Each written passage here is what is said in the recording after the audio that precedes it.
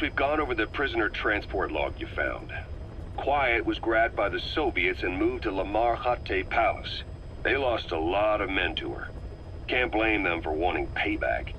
But why did she just let herself get captured? I think it is time you knew.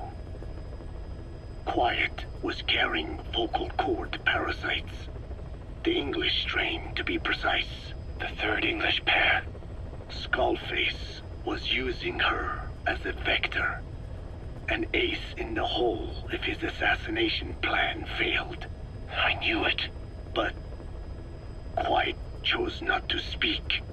She told me the situation in Diné, Navajo, the only language to which the parasites do not react. If you found out, she could not remain among you. And yet, she refused the Wolbachia treatment. Why? Because part of her still wanted revenge. Against you. Revenge against the boss? In order to stay here, she took a vow of eternal silence. But then, that sudden mutation showed this was not enough. As long as the parasites were inside her, she could not predict what might happen. And that's why she took off? Sacrificing herself to make sure the English strain died with her? Maybe. Or maybe she only wants to infect the world.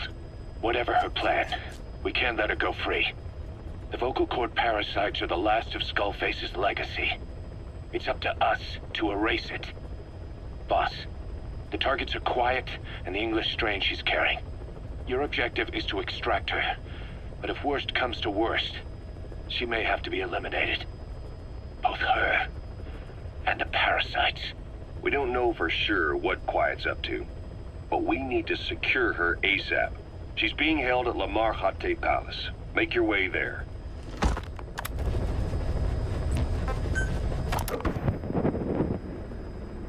I did not choose to be quiet.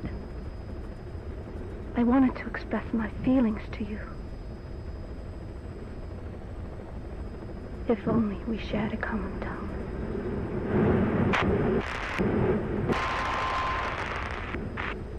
Vengeance was what drove me to them.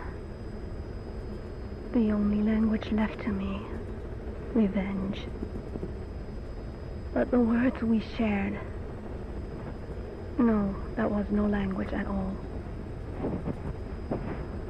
That is why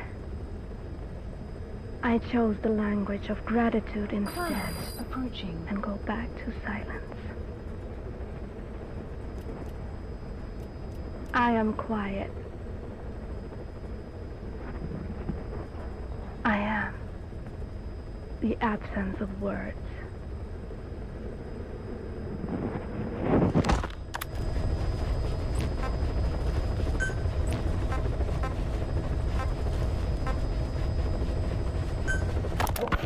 Well, Doctor, I have the report on the incident at the quarantine facility. Assuming the vocal cord parasite underwent a mutation. The only plausible explanations are exposure to some high-concentration mutagen or radiation. As you know, some of the staff at the quarantine facility were infected with the parasites. The Wolbachia prevented them from copulating, but the parasites themselves can't be removed from their host's vocal cords. Once you're infected with Skullface's parting gift, you're stuck with it. The researchers regularly used X-ray equipment to monitor the parasites in their throats. No problem there, they kept a close eye on the radiation doses. But that equipment didn't just give off X-rays. It was also emitting beta rays. Even though that's unnecessary for the scans. See, beta rays have far worse effects on DNA than X-rays. Meaning the only logical conclusion is that someone added in a beta ray emitter to trigger a mutation. Those beta rays leaked out from inside the equipment. Because the emitter was retrofitted, the shielding was inadequate. And the person who ordered and inspected the equipment was you, Doctor. That makes you the only person with the opportunity to install that emitter. So now you're saying I sabotaged medical equipment for some wild plan to make the vocal cord parasite kill everyone? Or maybe you thought it'd reveal a way to treat the parasite without using the Wolbachia. With that much to barter, I suppose some people would welcome even a pathetic cur like you. Just stop it! You'd have no shortage of buyers, but most would be happy with just the parasite. You wouldn't need to offer anything else. However, if that buyer already knew about the parasite, they'd also know that by itself, it's no longer the ultimate bargaining chip it once was. To sell to that buyer, you need to throw in a bonus. A way to one-up it. There's only one buyer who'd be after that. Emmerich, we record all communications on Mother Base. That includes radio transmissions to and from homemade devices. You've been in frequent contact with people in America. A private biotech company, a client of which is DARPA. And they are connected to Cypher. You made a deal with Cypher. You offered them a new parasite in exchange for your safety. This is the only place in the world where the vocal cord parasite still exists. And you used it as a testing ground, tried to resurrect their bioweapon. But your plan to obtain the parasite has failed. Your bullshit ends now. And don't think you're leaving here alive.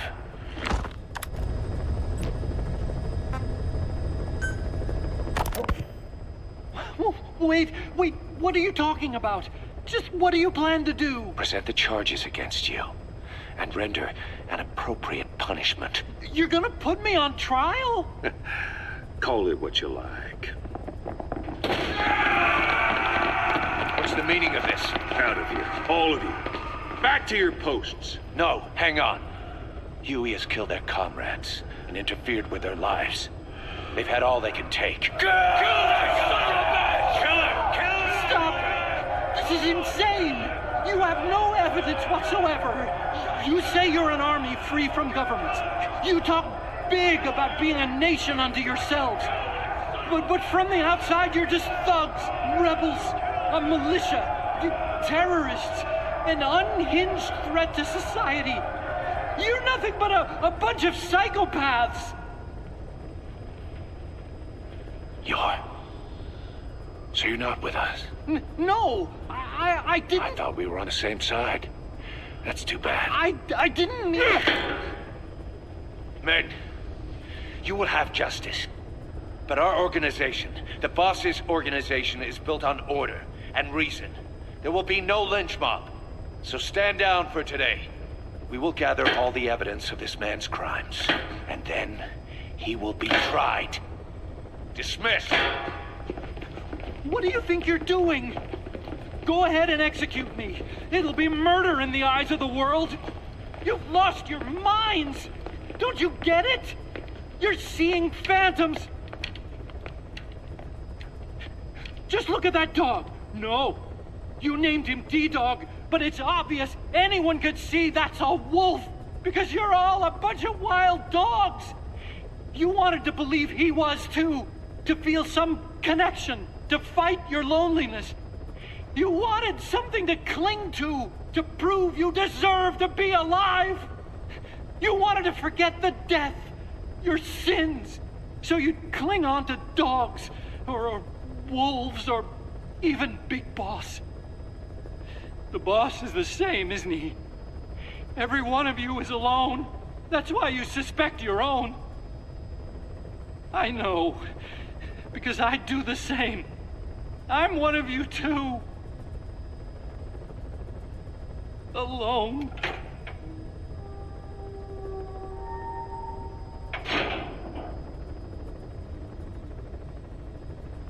Open your eyes! Caution. What you're doing is murder! Plain and simple. All you ever create is war! War and violence can never lead to peace!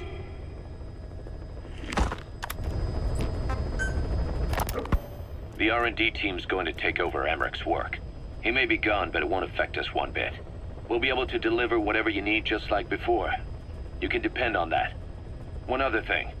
I'm tracking his whereabouts. Nothing to report at the moment, though. Let it go. He's gone. The guy's gone. I know. I just want to be sure. Not like I'm losing sleep over this son of a bitch. Open this thing! Huey! Damn it, Huey! Open it now!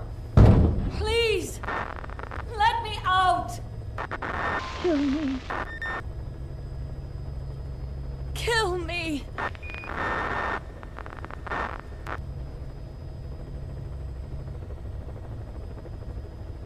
If only I'd tried to get out sooner. Perhaps I'd have made it. Why didn't I stop the hatch from closing? Even if it meant losing an arm.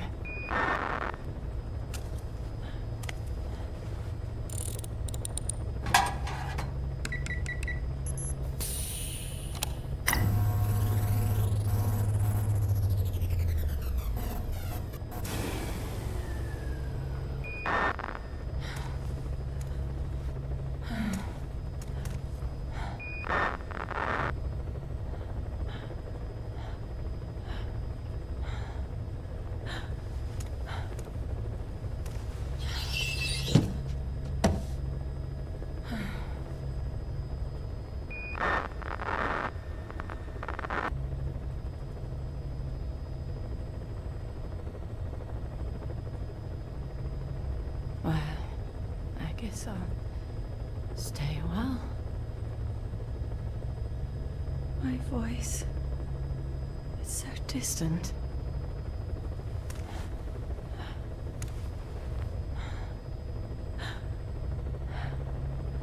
But you can hear me, can't you, Joy? I know you can. You're recording all of this. Deep down in some memory board he'll never find. Duplicating it. Burying it under heaps of meaningless code.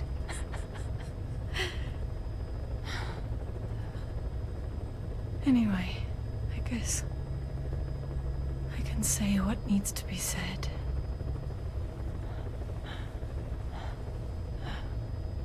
I can still do that much. Talk to you.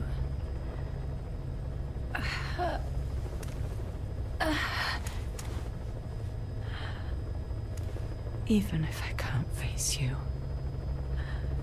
Even if there's a heaven. Even if you're waiting there. I don't deserve to see you again. I don't deserve to love you.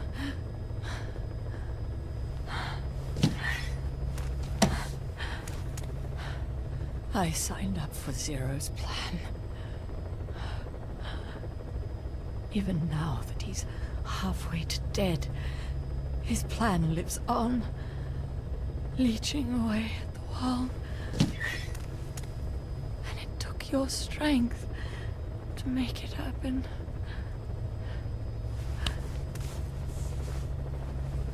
In using you, I put the world in his palm. Once and for all.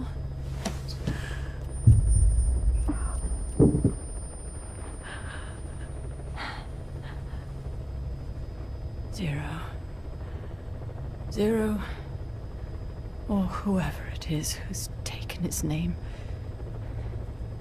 They found me after the Caribbean. They made me simulate his will, so that even after the body was gone, that will would keep the world turning the way they wanted.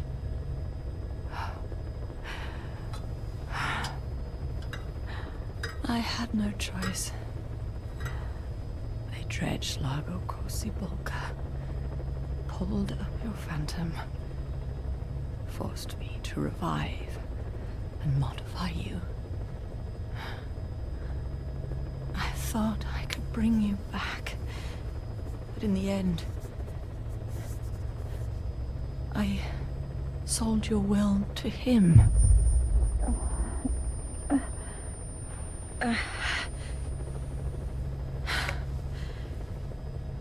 Now this heart is just one big shell. A husk. Your phantom's no longer here. As for me, everything I touch turns to ashes. I could never make anyone happy.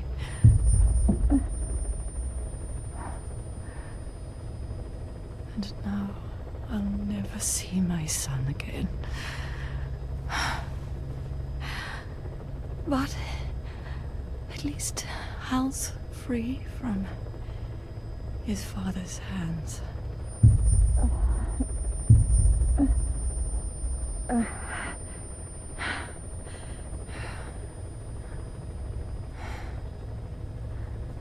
Me, with child. Can you imagine? I wonder how you took the news. Were you jealous? I knew what I was doing. If I could pass your will onto a child I carried,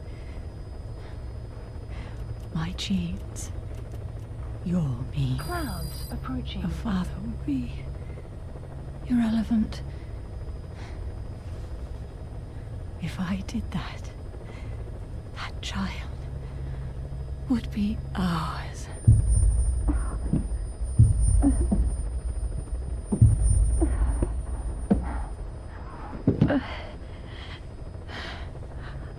I've been a fool.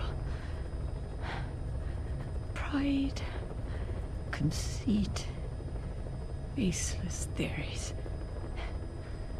Of course, I couldn't see through the dream. The false you I created. I only wanted to pass your will on to the next generation. But Zero took it away.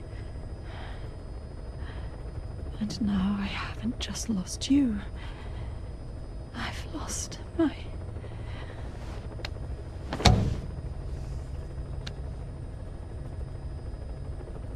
Oh, Hal, can you forgive the mother who couldn't protect you? The one who let them take it all away from us. Oh.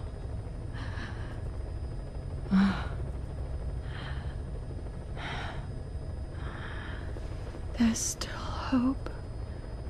You, the one he took away. He'll never break your will. The will to make this world the way you saw it could be. I buried code, just to be sure. Inside of you, there is an egg. And when someone finds it, when they crack it, there'll be nothing left to stop you. The world you envisioned will become a reality.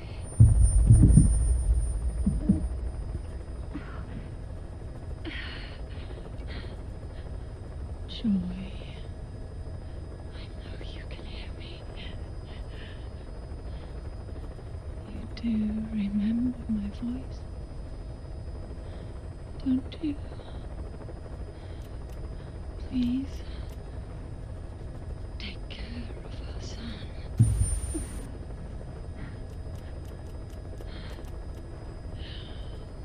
Hal, don't ever be afraid. Whatever happens out there, she'll be watching over you. The system, the framework for your world will protect you. You don't need me. You just need to be strong enough, for the both of us.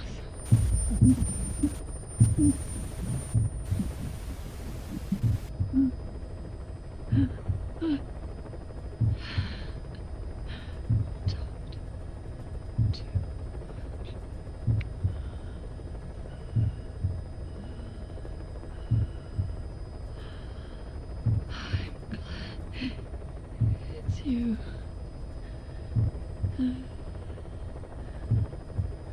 Here at the end, I think I hear your pulse.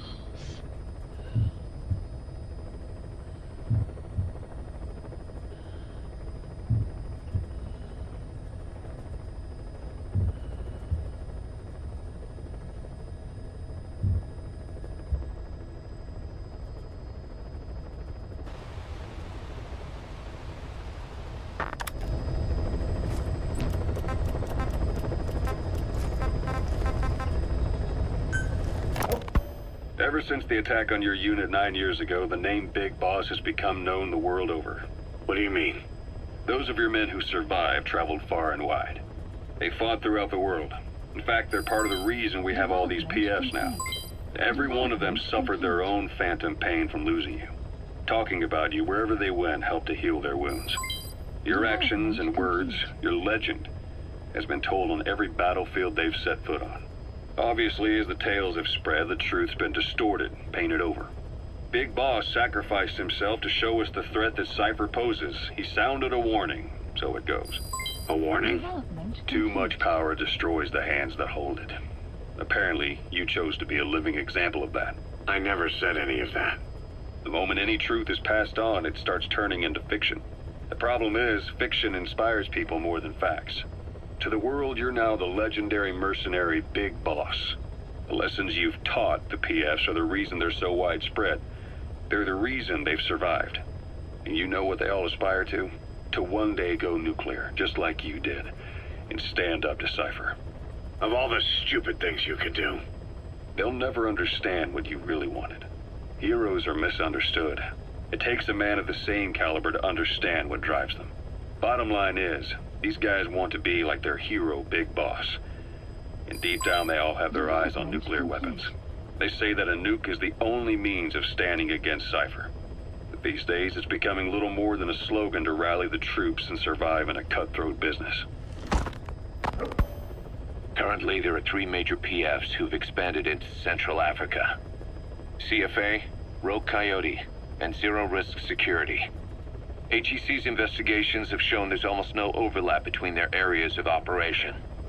It's not so much a turf war, more like they have a gentleman's agreement. If you do cross paths with them, you probably won't have to face more than one at a time. Still, don't expect a walk in the park. The CFA, Contract Forces of Africa. These guys are a major player. Their head office is in Pretoria, South Africa. That's also where the South African Defense Force is headquartered. We think the two are closely connected. An HEC investigation revealed that most of the CFA's operators are former SADF soldiers. South Africa has been locked in struggles with neighboring regimes for years. That means constant action, and we know better than anyone that's the best kind of training. A company drawing its recruits from hardened military vets. You can bet they know how to handle themselves. Do not underestimate them. Within the CFA is a company of soldiers made up mainly of locally hired operators. They speak Afrikaans to communicate with personnel from the CFA, but if you notice any speaking the local language, that's them. Though hired from the local population, they were originally part of a paramilitary group, so they'll have plenty of combat experience. And unlike their days shooting junkyard rifles out of beat-up pickup trucks, the CFA now supplies them with the latest gear from the West. On top of that, they've been combat trained by the South African Army. All that adds up to a much stronger fighting force. So don't brush them off. Look at the Angola-Zaire border region. The east bank of the Munene River in particular. It's a microcosm of a problem that stretches all across Africa. There's a civil war going on in Angola, fought between the government MPLA and the Western-backed UNITA. Zaire is still a dictatorship under President Mobutu, but numerous uprisings have broken out in its remote regions. With all the trouble elsewhere keeping their hands full, neither government has control over their side of the border. They depend on militias and PFs, as do the rebels. Government forces, guerrillas, militants, groups of all shapes and sizes hawk whatever resources they can to hire PFs. Conflict brings PFs. PFs expand the war zone, and more conflicts erupt in a continuous chain reaction. Sounds like our kind of work. Mother Base could grow by leaps and bounds.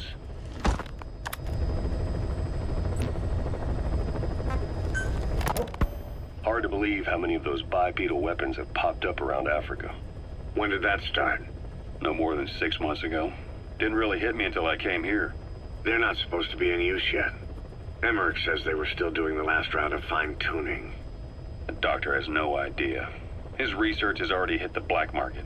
Both sides of the Iron Curtain will have it by now. Even so, they're spreading much too fast. Sure, the Walker gears can operate in any terrain. Their mobility's just as good in the jungle as it is in the desert. That would come in handy in a place like Africa. They are modules that can one day be used as nuclear weapon systems. And with that in mind, the numbers are way too large. There must be another reason they're so widespread. Like what? It's all about needs. To small-time outfits like most of these private forces, this product is a dream come true. Hell, it goes beyond PFs. This is the ultimate weapon, the forbidden fruit, for anyone with an enemy to fight and people to defend. The nuclear deterrent. Exactly. Sounds familiar, huh? PFs are all operating off your playbook. You created these times. But could this be the new weapon in Africa that Emmerich talked about? If it is, why is Cypher letting everyone and his brother get their hands on one? What comes next? Selling nuclear weapons in the open? Making them public property? Why don't they give that a try? Then the next war really will be fought with sticks. Right. The man we're dealing with isn't foolish enough to make a suicide pact with the world. So, what is Cypher really up to?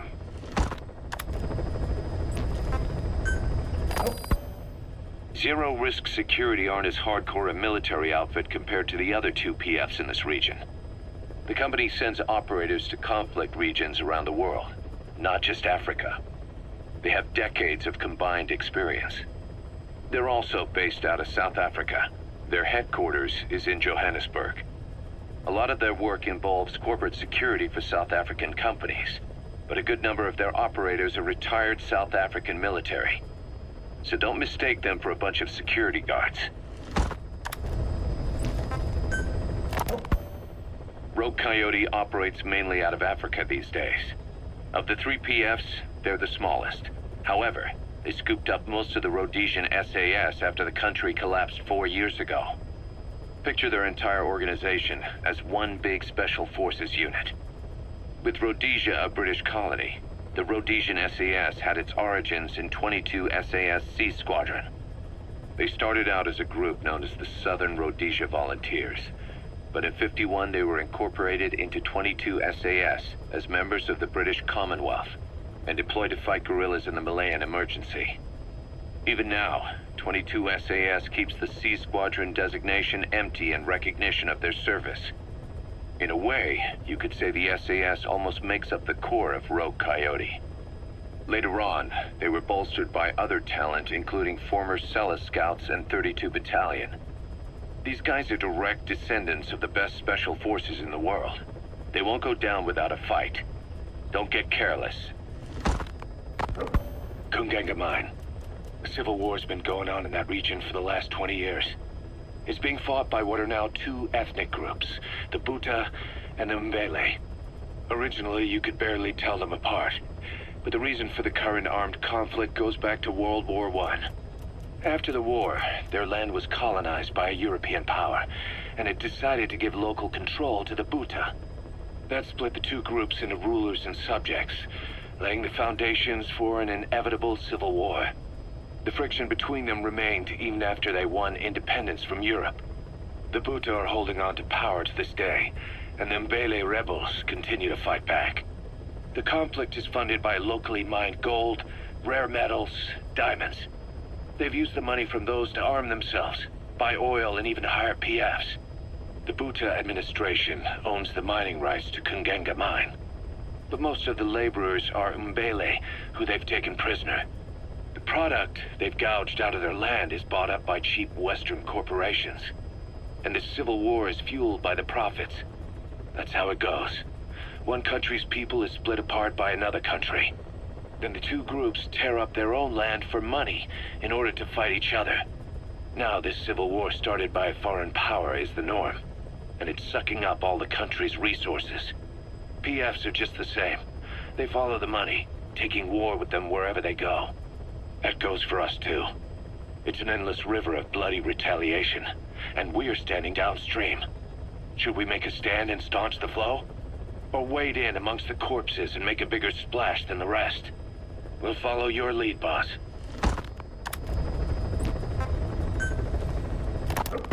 Boss, about those invalids you saw in that devil's house. Poor bastards. All strapped down to the beds, with those lumps on their chest. The medical staff tell me they were probably a type of cyst. Cysts can get that big. In some cases, yes. But supposing they're a kind of atheroma forming on the surface of the skin, the size is just too big, and the appearance is all wrong.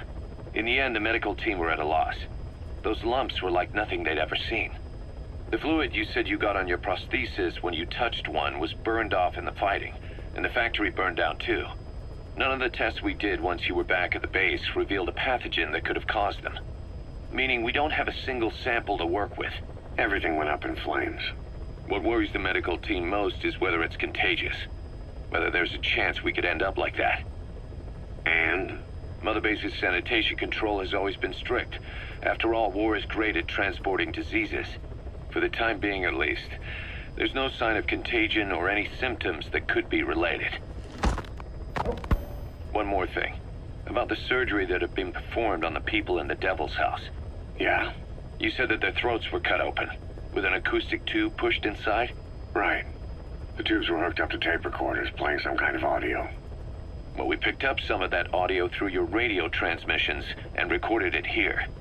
The intel team has been working on analyzing the communications log. What have they found? There's nothing tying the contents together. We've got a report on 3 deaths in a car accident on the autoroute near Marseille. Protests outside the Libyan embassy in London. A press conference with the former Prime Minister of Sweden. A 4-month-old weather forecast for Balikpapan. And then commercials for appliances, cough syrup, and TV dinners. Assuming they're not all staged, they come off as recordings of your average public broadcasts. Public broadcasts? Just radio and TV signals? Yes, and from all over the world. We're looking into whether they're genuine or not, just to be sure. What else? A speech that sounds like it was recorded out on the street, and people chatting about how this year's tomato crop did. And there's nothing they have in common? We're partway through the cryptanalysis. That includes checking all audio ranges and running it backward and at different speeds. Then there's vocabulary breakdown for political suggestions, ideological common points. But I don't think it's going to get us anywhere. Where were the recordings made? There's nothing linking them from that angle either. Just like you reported, we've detected virtually every major language there is. French, German, Italian, Spanish, including South American accents. Then there's Russian, Hindi, Arabic, Portuguese, Mandarin, Cantonese, Japanese. They're nothing if not thorough. Well, I don't know if we've got them all covered. Ignoring the ones that have gone extinct, supposedly over 5,000 languages exist today. Besides, English isn't one of the ones we picked up. Really? English? I know. Only 5% of the world's population is a native English speaker. But when you factor in those who've acquired it as a second language, nearly 1/3 of the people speak it. The world's dominant lingua franca. You gotta figure they had it somewhere among all the languages in that place. No English. Bear in mind, we didn't hear everything that was played in that room. We couldn't isolate the more distant sounds due to static, and the program could have been set to change every day. In a nutshell, for reasons unknown, people in that room with a common medical condition were made to listen to recordings in languages from around the world. It's not clear how the growths on their chests fit into it. It could have been treatment for them, or maybe an experiment of some kind. I'm guessing one person knows. Yeah, Skullface. He was there. The only thing we can say for sure is that he's involved. Snake, I wanted to ask you about the man on fire. What do you remember from the hospital? Anything we can use? Well, he took off the moment the sprinklers started up. Sprinklers? The fire system? And when he got sprayed with water from the burst pipe, it slowed him down. When we escaped on horseback, he wouldn't cross the river either. And then it started to rain. And he disappeared.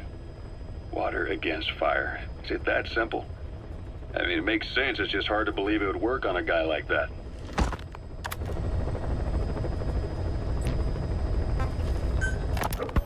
You mentioned that the man on fire was crushed under Sahelanthropus in its hangar. Yeah.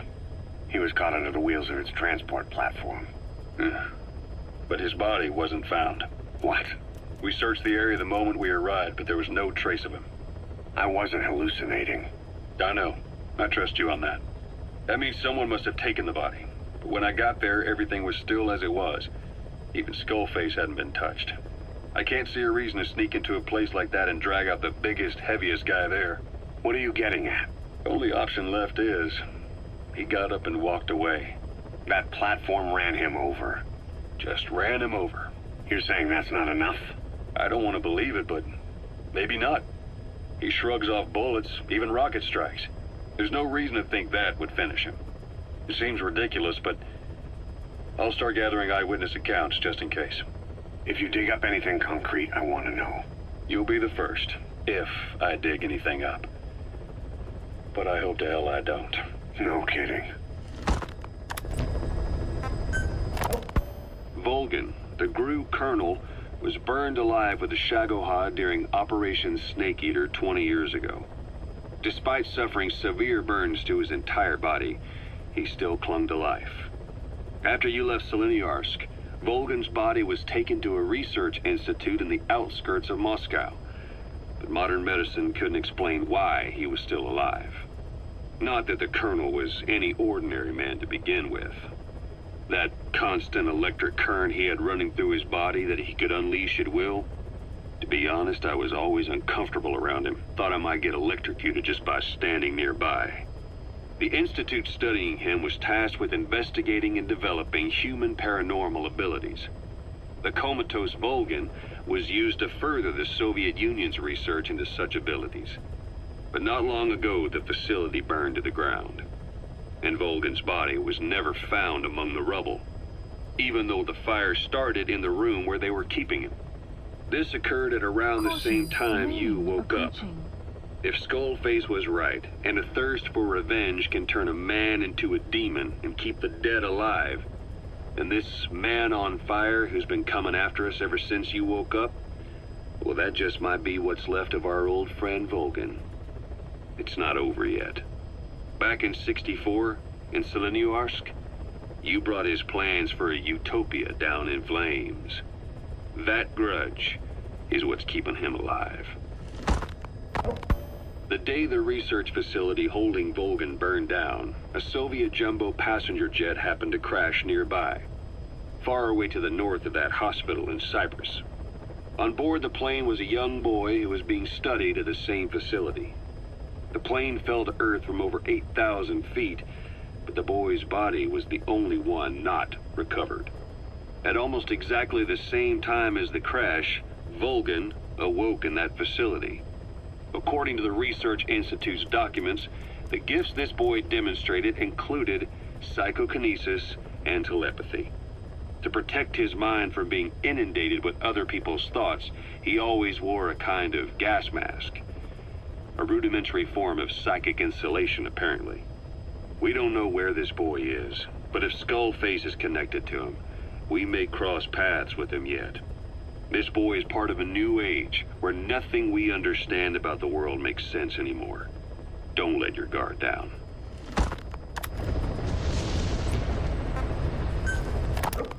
The White Mamba, Nyokayam Pembe. He's the commander of the kids based out of Wala Yamasa. As you know, Contract forces of Africa were stationed at that village. Anti-government forces hired CRS to bring kids there from around Africa for training. But at some point, the adults with the PF started dropping like flies. This was right after we arrived in Africa. We don't know the cause. The kids ended up on their own. Must have been like fish out of water. Nothing to eat, no way to get back home. All the adults taught them was how to use a gun. Sure, they could shoot targets, but hunt for food? Not likely. They wouldn't have lasted long. Then the White Mamba showed up. He was faster and stronger than them, a better soldier, and he knew how to lead. I guess somebody wished upon a star, because their savior turned up like stardust straight out of the blue. The moment he arrived, the kids had their new commander. That was when they started attacking other villages. Word of the infamous White Mamba spread fast. But it isn't just his combat skills that got people talking. As you can tell from the name, he's the only light-skinned kid in the unit. Not to mention the blonde hair and the blue eyes. Not common in those parts. We have no idea where he came from or what he's experienced. The kid's a huge blank. But I'm sure you'll know him when you see him. One other thing. He's still a kid, so don't kill him. Be careful not to hit him with anything lethal. Not even a flesh wound. Our mission objective isn't just suppressing a bunch of militants. This is a DDR operation of the kids in that unit. DDR stands for Disarmament, Demobilization, and Reintegration. Disarmament is obvious. We take their weapons off their hands. The demobilization part means dismantling their military organization to ensure they can't arm themselves again. To do that, you need to capture the unit's commander and have him order his men to disband. In this case, the commander is the White Mamba. There's nobody above him, so he's all we need to grab. Finally, reintegration. Through education and occupational training, we give them a means to live besides war. A lot of kids born in a war zone don't know any other way to live. So before they find themselves back there, we teach them another skill. I'd like to establish this rehabilitation process at Mother Base. That's why we're bringing those kids back here. It's not so much for their sake. It's for the world that we're trying to create. No other way about it. Those kids are amateurs. Bad for business to have them running around where we're trying to work. Bring them all back if possible. Or as many as you can.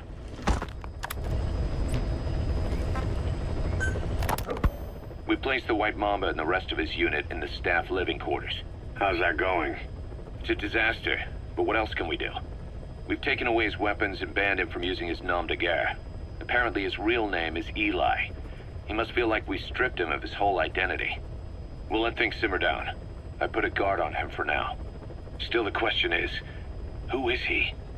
Where did he come from? And how has he survived? He's still not talking. No, he won't say a word about himself. But you know, it looks like he speaks English. One of the deck crew called out to him in English, and he said something back. He just lost it all of a sudden, started mouthing off at the guy, in perfect English. He wasn't stringing together words he picked up somewhere. So English is his mother tongue. He could be from the east, or the south, or maybe even further north or south. English is well established in countries all across the continent. It's rooted in Africa like a weed, or maybe parasite is the better word. So just speaking English doesn't help us figure out where he comes from. Could even be from off-continent. Right. In any case, we'll keep an eye on him. If we learn anything else, I'll be sure to let you know. Boss, we've got the results of Eli's genetic tests. We can finally put this worry behind us. We used the PCR technique and conducted DNA fingerprinting of the copied DNA sequences. Neither is mainstream science yet, but the concepts and procedures are sound. Both tests say there is 0% chance that the two of you are blood relatives, meaning the results are negative. He's not your son, nor is he your clone. He's just another person. It was 12 years ago that Zero made plans to clone you. Eli's age and appearance certainly are a good fit. I admit the first time I saw him I did a double take, but it looks like we were worried for nothing. Eli isn't your clone, though you might still have one somewhere out there. But if Eli isn't the boss's clone, why does he seem so obsessed with him? Not to mention having one hell of an attitude for his age. I don't know. Learning the truth about himself, cursing the fact he's a clone, bearing a grudge against selfish adults, and coming to hate who he was cloned from. Big boss. If that were really the case, I could understand it. I might even feel a bit sorry for him. But no clone could have a totally different DNA fingerprint. And the test left no room for error. You yourself were there when we drew Eli's blood sample. Come to think of it, when we went to OKB-0, he'd snuck onto a chopper and was there. Yeah. He was acting strange even then. Or actually from a little before that time. That was exactly when we began these tests. Maybe he suspected something when we drew the sample, not knowing what we were doing to him, and becoming mistrustful of us. Hard to say. Eli's had an attitude problem from day one. So what is he then? Well, if he's gonna tell us that himself, we'll need to get him to open up more first.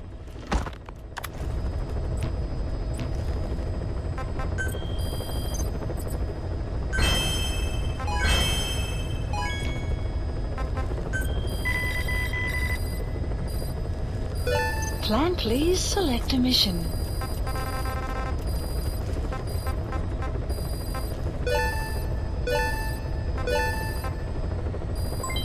Development project has been added. Unit dispatched.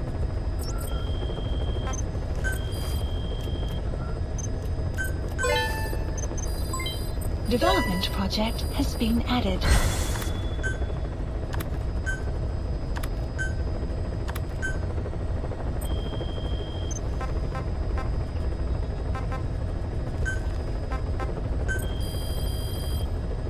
Please specify a project.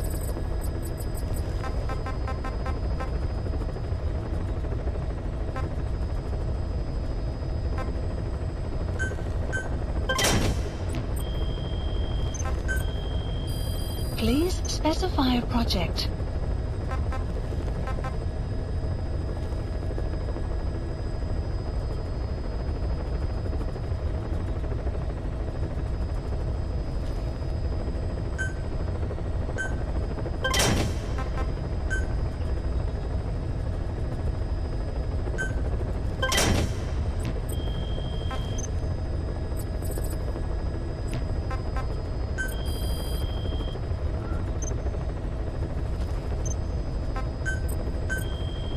Staff assigned.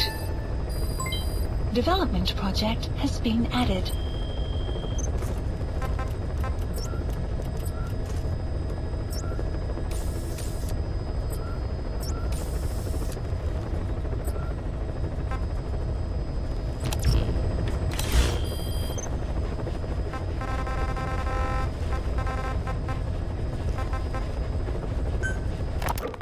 About the pathogen spreading through Mother Base. You've seen everything we've got on the outbreak. What's your opinion? Textbook symptoms of vocal cord parasite infestation. And judging from this casualty list, it is the Kikongo strain, meaning a breed of parasite that triggers symptoms upon detecting pronunciation specific to Kikongo. So our Kikongo-speaking staff are at risk. Quite so. He's right. All the victims do speak Kikongo. So they can survive if they just use another language. There is no guarantee. You're only dealing with the Kikongo strain. Other language strains may be present. You well know he was teaching them languages from all over the world. The Devil's House. Nzoya Badiabulu. There is no way to know how many strains he has at his disposal. So how do we keep them from becoming symptomatic? You mentioned using microbes. Use this. A type of Wolbachia, introduced to a sample of the parasite. Wolbachia? A parasitic bacteria that colonizes the parasites, turning male to female and preventing copulation. You must cultivate more.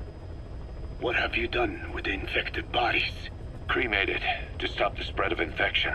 But we did keep a few for study. Good. Take this sample, grind it to a pulp, and introduce it to the larvae now nesting in the dead. The Wolbachia will multiply rapidly within those larvae. They're soldiers, not some petri dish. Conventional cultivation methods will take too long. Extract the Volbachia from those larvae and vaccinate your men. Kikongo speakers first. This is the fastest, surest way. No one is to speak a word of Kikongo until the Volbachia are safely inside them. I will instruct your medical staff in detail on site. You have the appropriate facilities. Yes, but Do not worry. I made a pact with your bit de Cholone on the honor of the Dene. I speak no lies. keep an eye on him. Will do. Follow me. I'll take you to the medical team. Now, we must wait for the Volbachia to multiply in the larvae.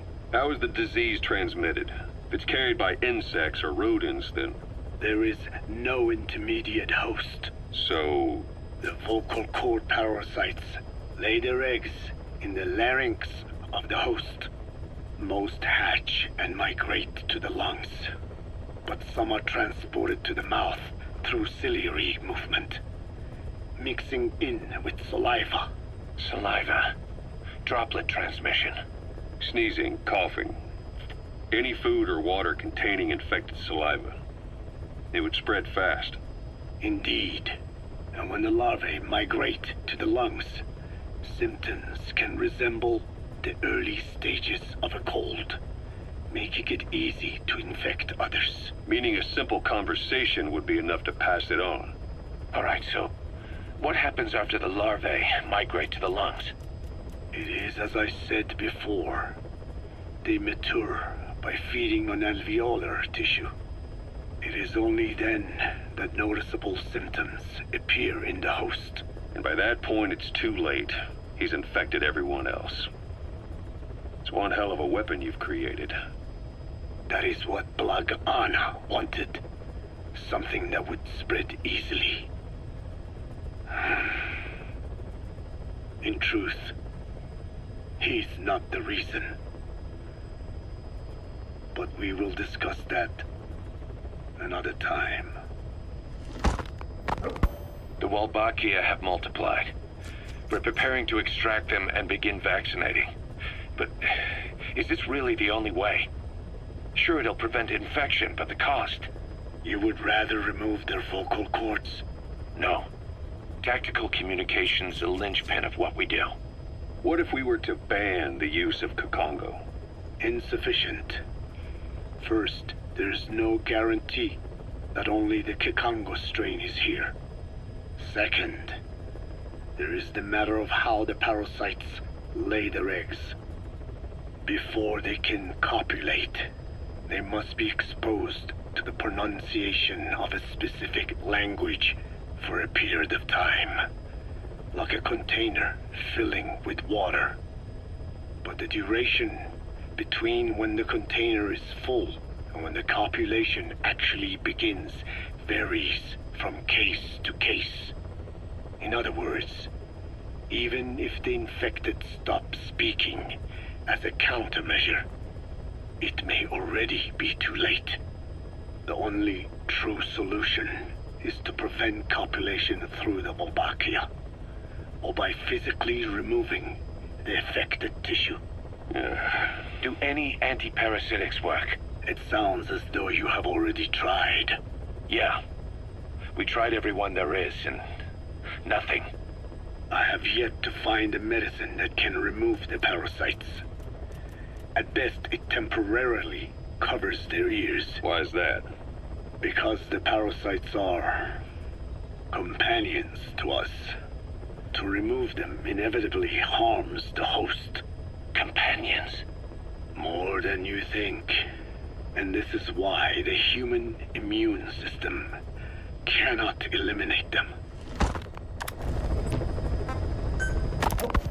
We've inoculated the staff with Wolbachia to keep them from becoming symptomatic. That should also contain the infection. How did this happen in the first place? It has to have been a Cypher spy within our ranks. If this is so, then why the Kikongo strain? If their intent was to wipe you out, Skullface said the remaining English parasite was close to the boss. If this latest strain was his doing, he wouldn't have tipped his hand. it is possible someone brought eggs onto the base without knowing. Stuck to their shoes, clothing. Now, that makes the most sense to me. And where did the eggs come from? You mentioned that your boss visited Nzoya Badiopulu. Sure, but his gear's disinfected immediately upon return. Then he was not the carrier. And not just the boss. All staff dispatched to high-risk regions were quarantined on the flight back. When the symptoms first appeared, we checked and disinfected all equipment used up to that point. Any and all prisoners, soldiers, materials, and animals extracted during missions were also quarantined. So, that just leaves... I have seen children around here. Where are they from? All over. Some were being held hostage at a mine. Then there were the troublemakers at Yamasa. Yamasa. Yeah. Their clothes, their things. Did you burn them? They're just kids. We couldn't. And besides, not one of them's shown symptoms. The parasites don't infect prepubescent hosts. Their vocal cords are not fully developed. Well, if infection doesn't occur in children... It is possible they carried eggs on their clothes, and the infection spread from them. Check the kid's stuff. I doubt there is any trace left by now. But if there is, some of those kids must be close to hitting puberty. How could we have missed this? The name Yamasa got quite a reaction from you. I'm guessing the Kikongo strain was released in that village. Cypher used that region to experiment with vocal cord parasite transmission. The Kikongo strain. Development complete. The settlements around the refinery upstream of Yamasa were the proving grounds. They would infect one villager, then record transmission speed. Dangerous work. If they failed to contain the infection, it would slip into the surrounding regions. At which point the world found out about the parasites, making them useless as a weapon. Incredible they'd risk such a thing. The test site was densely populated too. A terrible place for such experiments. No doubt, they thought burning everything would wipe away all traces. The settlements were covered in oil anyway. Who would wonder if one day they caught fire? And so it did. They burned it all, living and dead. Those remains. But they miscalculated. Transmission speed was far faster than anticipated. It may have been the temperature, or hygiene standards, or perhaps the parasites reacted quickly to Kikongo. Whatever the reason, nearly all villages were swiftly infected, and the settlements reduced to mounds of corpses. Making matters worse, the dry season was ending. When it came time to burn the village, the Moneni River had swelled. Many of the bodies were waterlogged. Meaning they didn't burn completely. The corpses still contained viable eggs, and the larvae washed downstream. And when the people downstream drank that water, That marked the end for Yamasa. I learned all of this at the mansion. I warned him of the risk of eggs getting out. And? We are prepared for any eventuality. I get it. Putting the oil field back online. The oil leaks, saner. They planned to pollute the river, prevent the spread of infection. But the oil flow was stopped, and downstream the people of Masa village started using the water again. The PF soldiers deployed at the village were locals, spoke Kikongo. They were infected, and the kids survived. I've heard enough. And who stopped the flow of oil? Don't. We did. That confirms it. The source of the Kakongo strain infection was Masa Village. And the children brought it here. It is no one's fault. There is no blame to be cast. The parasites, they were tested in other regions? Their physiology requires that they be tested under varied conditions. Another test site was in Afghanistan. So it was the parasites there. Both the Pashto and Tajik languages are spoken in the mountains of Afghanistan, and population density is low. Ideal testing grounds for how accurately the parasites target only the specified language.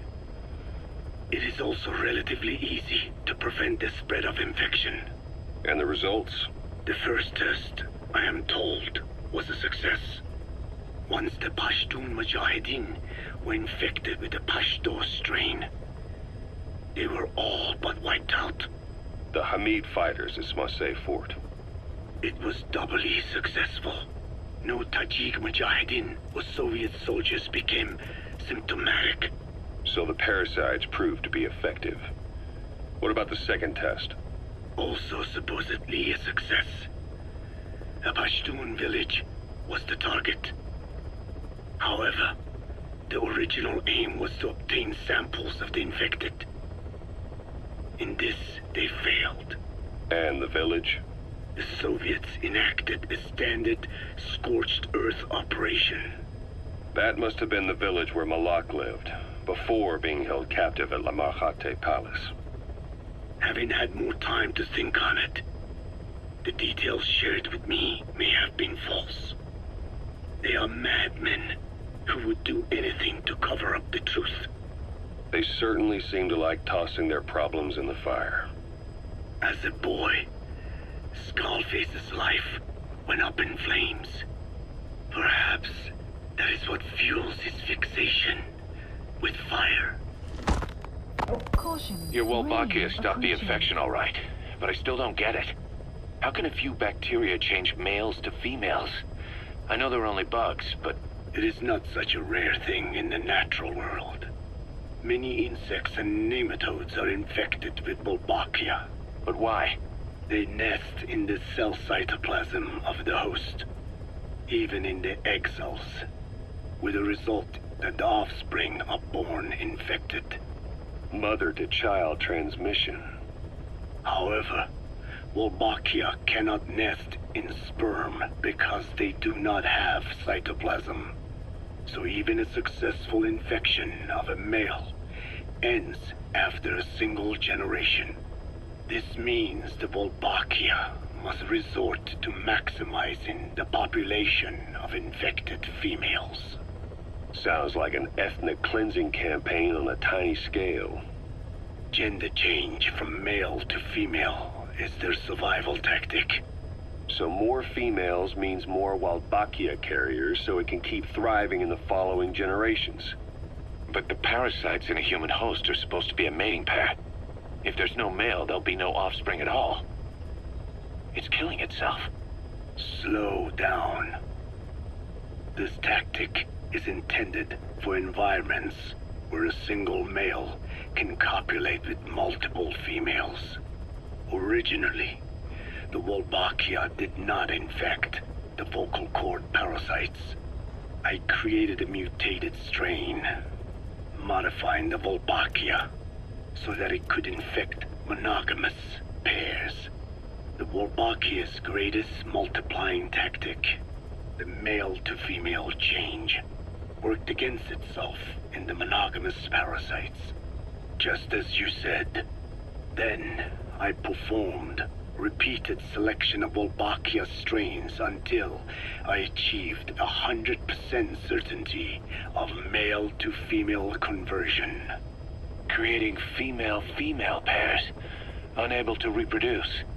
And you say the Wolbachia affects the host of the host, that is, us, cutting off our means to reproduce? It is almost certain. Of course, we will not turn female. After all, Mammals possess no natural gender-changing function, but some Wolbachia strains can cause cytoplasmic incompatibility in the host. Is that some cell deformity? Put simply, it means the altered sperm of infected males kill the female's egg on contact. And that's happened to us? Yes, and yet, what occurs in humans is not just simple CI. To date, there are no cases of Wolbachia affecting humans. The fact that this strain causes this effect, is it the vocal cord parasite's affinity with humans? I do not know enough to say for sure. So the parasite warps the host. Reminds me of what Skullface said. It is the way of all organisms to create their own optimal environment. Just look at you and this base. Organisms that cannot do this are doomed to extinction. The difference with parasites is that their environment is another organism. That creates a connection between life and life. Parasitism, symbiosis, or death. In this way, the host too is challenged to adapt. So what were they doing at Nzoya Badia, Baloo? That facility with all the people laid out in rows? The abandoned factory Shabani was held in. It is precisely as you guessed. Black Anna was coding languages into the vocal cord parasites. They infected the subjects with the parasites, then made an incision in the throat to expose the vocal cords. That allowed them to play recordings of a desired language directly to the parasites. And the parasites learn the languages that way. That's some teaching method. I just don't get how a bunch of bugs had the brain power for it. They don't. Do not judge them by human standards. They do not learn as a function of intellect. Then how do they do it? What language the parasites react to is coded into their genes. You could expose the Japanese strain to English for years, and it would never learn the language and react to it. The pronunciation, rhythm, and structure are different. But what about, say, Spanish and Portuguese? Linguistically, the two are very close. Yeah, they're both Ibero-Romance languages. Even so, a Spanish language mating pair exposed to Portuguese will not copulate. Only when they hear Spanish. Only then. And the majority of their offspring will be the same. So it's a literal case of a mother tongue. But if that's so, I don't see how the different strains can be created in the first place. Well, among the many thousands of offspring, there may be just a few that react to Portuguese. You're talking about mutations. Correct. Playing the tapes helps to identify the mutant strains. Those specimens are then isolated and bred with one another. From their children, specimens that react more strongly to Portuguese can again be selected and bred. Repeating this process creates a strain that reacts solely to Portuguese and never to Spanish. Mutation and selection. No different to breeding roses. So you kept increasing the change over the generations, adapting them to languages from all over the world. Must have taken a hell of a lot of patience. More like patience. Just how many died for this? There's something I still don't get. In order to tell which larvae will react to Portuguese, you'd have to let them develop and then see which copulate. That means you'd need tens of thousands of guinea pigs. There's no way you could do that in a facility that small. For normal selective breeding methods, you would be right. But there is a more effective selection method when training the vocal cord parasites. Go on. It is not only when mating that the parasites listen for language. Shortly before hatching, larvae display markedly increased activity in reaction to particular language. The active eggs can be identified under a black light, so the eggs that react to Portuguese are selectively placed in the throats of subjects. So you see, narrowing down strains that react to the target language is an effective process. Though I'm sure that even so, many lost their lives to create the various strains. Taken against their will into that dungeon. There are two reasons for playing the tapes for the parasites. One, to isolate the eggs that respond to the target language. And two, to cause the specimens raised from the selected eggs to mate. I get how the system works. But why do they respond to language before they even hatch? It's not like they can mate from inside an egg. It is because the larvae learn the language before hatching. You mentioned that what language the parasites respond to is hard-coded into their genes, and that they don't have the brain power to actually learn a language. But then you say that the larvae at Nzoia Badia Bulu were learning the languages in the egg. Your story doesn't add up. Your country is home to a unique songbird. The Japanese bush warbler. Sure, what of it? What a beautiful call it has. But no bush warbler can sing it perfectly at the start. As chicks, they can barely chirp at all. They must learn from their parents and other adult birds. Only then can they sing properly and attract females. So naturally, there are individual differences in each bird's call.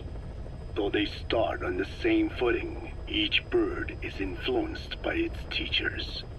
And the parasites are the same? Like the birds, the parasites have a genetic predisposition towards a particular language. But while in the egg, the larvae's ears are tweaked by listening to the voice of the host. This tweaking ensures that the grown parasites will react better to the host's speech pattern. Why would they have an ability like that? Well, there are distinct regional differences within even the same language. Rare is the language that has no unique dialects. Yes, learning the host's speech pattern before hatching attunes the larvae to whatever twist of pronunciation it will encounter. This adaptive ability is what makes them so formidable. I see. So a language requires selective breeding, but the parasites can learn dialects by themselves. Of course, having the egg-stage larvae listen to the tapes in the factory was not meant to teach them. It was more important to use that trait of theirs to identify the mutated strains. As I mentioned earlier. Is that really accurate enough to use as a weapon? You could wipe out a neighboring ethnic group by accident if their pronunciation is too close. What you say is true. In that sense, they are imperfect as ethnic cleansers. But for his purposes, they are good enough. His objective was not to exterminate any one ethnic group, but to render the world's lingua franca, English, inert. About this OKB-0 Emmerich was talking about. Its location and features match the citadel in the mountains northeast of the Soviet base camp. Built during the time of Alexander the Great, it was left in ruins following one of Genghis Khan's campaigns. Its occupants changed time and again due to war, and it was expanded on more than one occasion. Ultimately, it fell into the hands of the Soviet philosophers.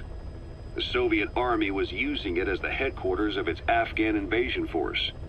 But it would seem that Skullface's connections with the philosophers gave him license to develop Sahelanthropus there.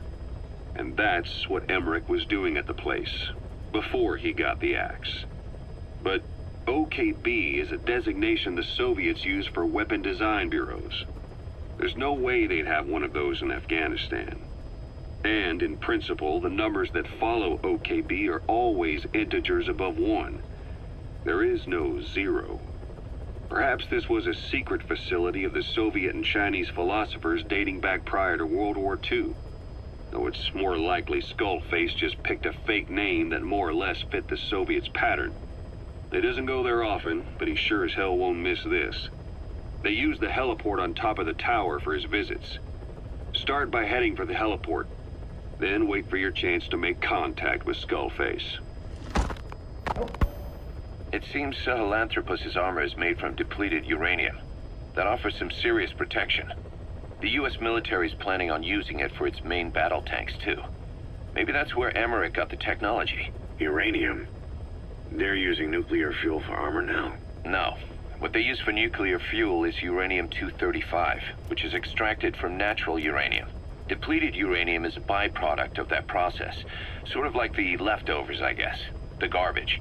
Uranium-235 makes up 0.72% of natural uranium, whereas depleted uranium contains only 0.2%. What are the benefits of using it for armor? It's a pretty short list. Uranium's a heavy metal, like lead, meaning it can hold a greater amount of kinetic energy. But it also boasts a hardness closer to tungsten. That makes it an ideal material to use for, say, armor-piercing ammunition penetrators. But it's not the best choice for armor. Its volume is less than that of ceramics, but for an equal weight, you could end up with less protection. So why use it then? According to Emmerich, it came down to him being unable to source ceramics technology from a manufacturer. Plus, given that it's an upright walking vehicle, he wanted to reduce the bulk of certain areas. Despite all that, depleted uranium still makes for some tough armor, and Emmerich says it's been proven in live fire tests. It stops most Soviet tank shells.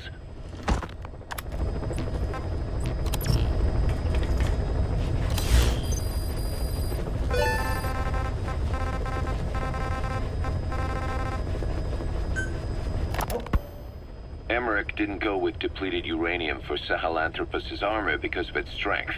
He had nukes in mind. Exactly. It's meant to use its body as the fuel component for a nuclear weapon. Sahelanthropus uses built-in uranium enrichment archaea to melt its own body and extract uranium-235 from the depleted uranium in its armor. Those archaea perform the enrichment in an extremely short time. The concentration jumps by a factor of several hundred, from 0.2% to over 90%. The end result being highly enriched weapons-grade uranium. Sahelanthropus's body itself becomes a nuclear bomb. Emmerich says if it were to self-destruct, the nuclear yield would be somewhere in the region of 15 kilotons. Since you need about 50 kilograms of highly enriched uranium to trigger a nuclear reaction, that would mean Sahelanthropus contains something like 23 tons of depleted uranium. That's not very much. No, it isn't. That's about what you'd expect to find in a main battle tank's armor. The point is, it can be transported anywhere, even use its conventional weaponry on the battlefield, and the international community will never suspect a thing. I just received word from the R&D team and the transport team out of Afghanistan. They finished installing Sahelanthropus on the base. It's ours now. All right. Don't let any of the staff touch that thing. Especially Emmerich. Of course. That guy's crush on Sahelanthropus is beyond a joke. Guess he really wants to see his tech stand on its own two legs this time. That's not gonna happen. I know it. So you've got no plans to make it operational again? Damn right. Boss, I want to hear it straight from you. Hear what? What the hell do you want with that thing? The drive is busted. It's not like it has a nuke on board. Even if the metallic archaea could turn it into a nuclear weapon, all it can do is self-destruct. Sahelanthropus just isn't a weapon anymore. It'll draw unwanted attention without even being a deterrent. I know. The weapon's development strut sank 2 feet under that thing's weight. That's 1 year's drop in a single night. We've started on reinforcing the strut, but there's no guarantee it'll hold up if a storm hits. I know that too. Boss, why keep it? It's a mark. Us Diamond Dogs, we don't have a country to call home. That means we have no past, nothing to prove that we lived. Every one of us threw it all away when we came here. Sahelanthropus is a symbol to show that the likes of us brought at least one crisis to its end. A mark in history. So we can't just fade away. It's of no practical use to us. But we still need it. A symbol of what we've done. I'm glad I sounded you out on this. Snake, on behalf of all of us, I want to thank you. I don't need gratitude. I need security. Keep Emmerich away from that thing. Roger that.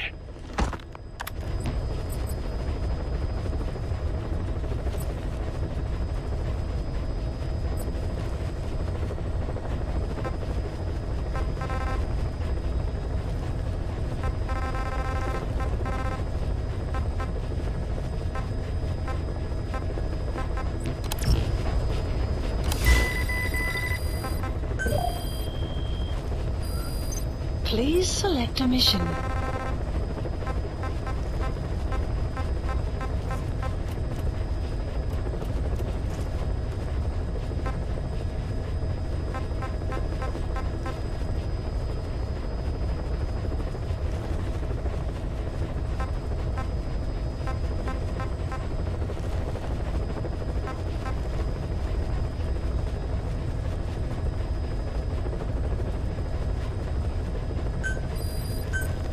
Unit dispatched.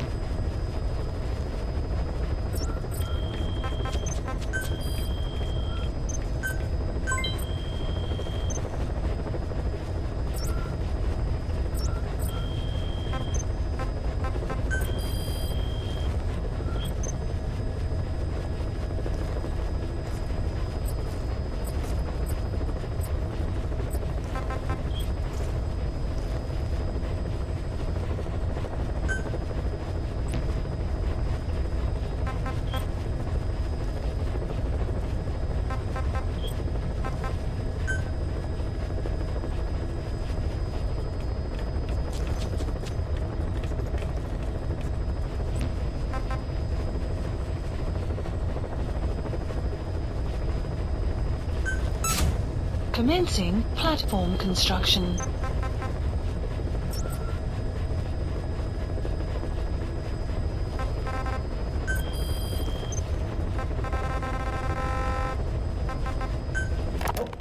Code Talker, what are the metallic archaea?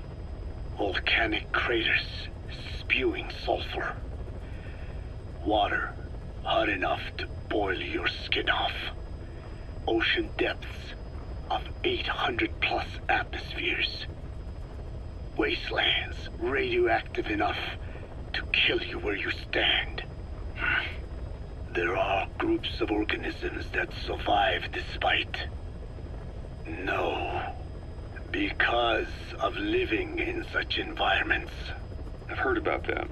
Extremo something. Extremophiles. By selecting certain species, then subculturing and repeatedly modifying them, I created a metallic offspring of pure archaea. They subsist on metals rather than organic matter. And some of them even consume uranium? Yes. Uranium enrichment archaea metabolize only uranium-235. As a result, they produce weapons-grade enriched uranium. How is that possible? Consider how plants fractionate carbon isotopes when they conduct photosynthesis. Nature possesses abilities beyond our imagination. So it was archaea that brought down your chopper? Corrosive archaea, yes. They oxidize metals, feeding off the energy in the electrons they receive. What became of the wreckage? We had the R&D team retrieve samples for study in airtight plastic containers, of course.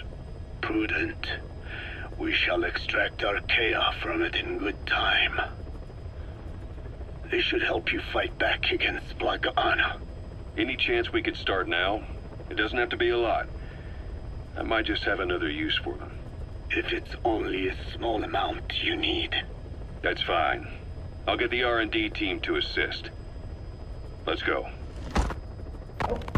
South Africa was previously suspected of developing nuclear weapons. It already had a conspicuous presence at the UN because of apartheid and its armed expansionism. But when neighboring Angola and Mozambique became socialist countries in '74, South Africa felt hounded into a corner.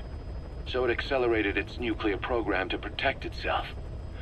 3 years later, the Soviets discovered a test facility, and 2 years after that, an American satellite observed a flash in the southern Indian Ocean. It said this was South Africa conducting a nuclear test with the help of a certain ally. Skullface used the situation in South Africa to get this ally to lend a hand. They both wanted nukes, so it was a mutually beneficial relationship. On the surface, anyway. I figure South Africa started getting serious about nuclear weapons production in '75. In '74, the government was still able to get by with bluffing that it had a nuclear arsenal. But the year after, word spread that an independent armed group in the Caribbean was crushed by Cypher for possessing a WMD. That's right, boss. What happened to you and your men was the reason South Africa decided to push ahead with nuclear development. A force independent of any country getting its hands on a nuke. That was a threat to the existence of countries everywhere. It wasn't just South Africa. Your presence pushed a lot of countries to get nukes. The world was scared of you. You were a threat to more than just the Cold War. If nations are gears in a machine, you had the power to smash them loose and watch the whole world grind to a halt.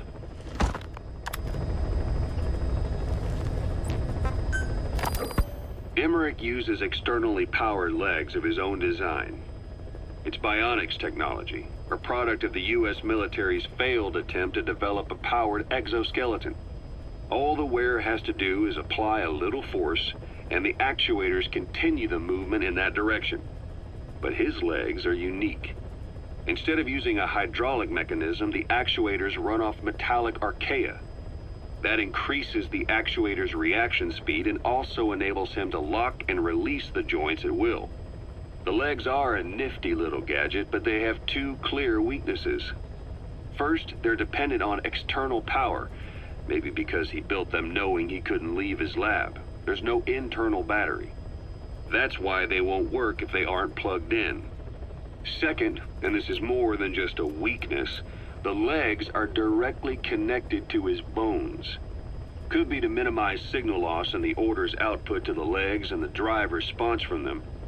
Either way, Emmerich has used bolts to attach load-bearing parts directly to his femurs, probably by mimicking surgical treatment for compound fractures and the like. But the end result is those legs and his body are fused together, and that appears to be how he's able to move them so precisely. But that also means that any shock to the legs would be delivered right to his bones by way of those bolts. The same is true if he encounters the corrosive metallic archaea. If the corrosive archaea ate into the exposed bolts, they'd reach the endoskeleton parts and eat through them too in the blink of an eye. The doctor's bones are full of holes to accommodate all the bolts. They're like sponges. If he were to lose the reinforcing parts, even the tiniest bit of force or weight would snap his bones. So when I dangled those corrosive metallic archaea in front of him, he realized straight away what would happen. Life wouldn't be worth living if he lost those legs of his. I'd bet that is what the doctor fears the most. I just helped him imagine what it would be like. Thanks to that, I got the information we needed without either of us getting hurt. You know how he is. He's probably already over the shock. The better you know your adversary, the easier it is for you to get information from them. And vice versa.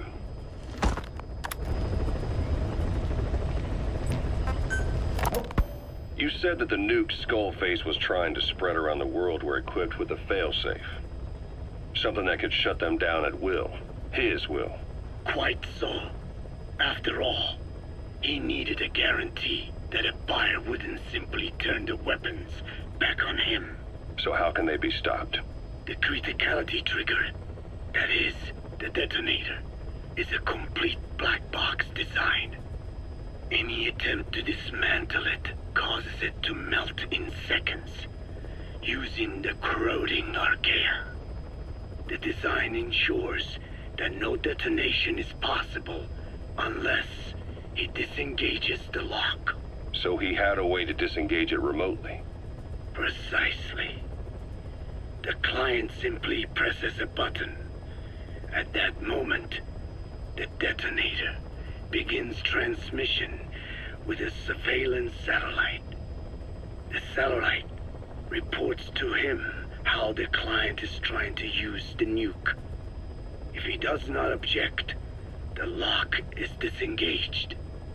But if it's a risk to him in any way... The detonator melts down. The same is true if detonation does not occur within a preset time after the lock is disengaged. The nuke is rendered useless. Who the hell would buy something with strings attached like that? The client would never know until the moment they actually try to use it. Most likely, he would have explained the time delay as the detonators needing time to activate. And he only intended to sell to technologically primitive groups in the first place. Let me guess. He'd claim it was defective and offer a replacement. Shadier than a used car salesman.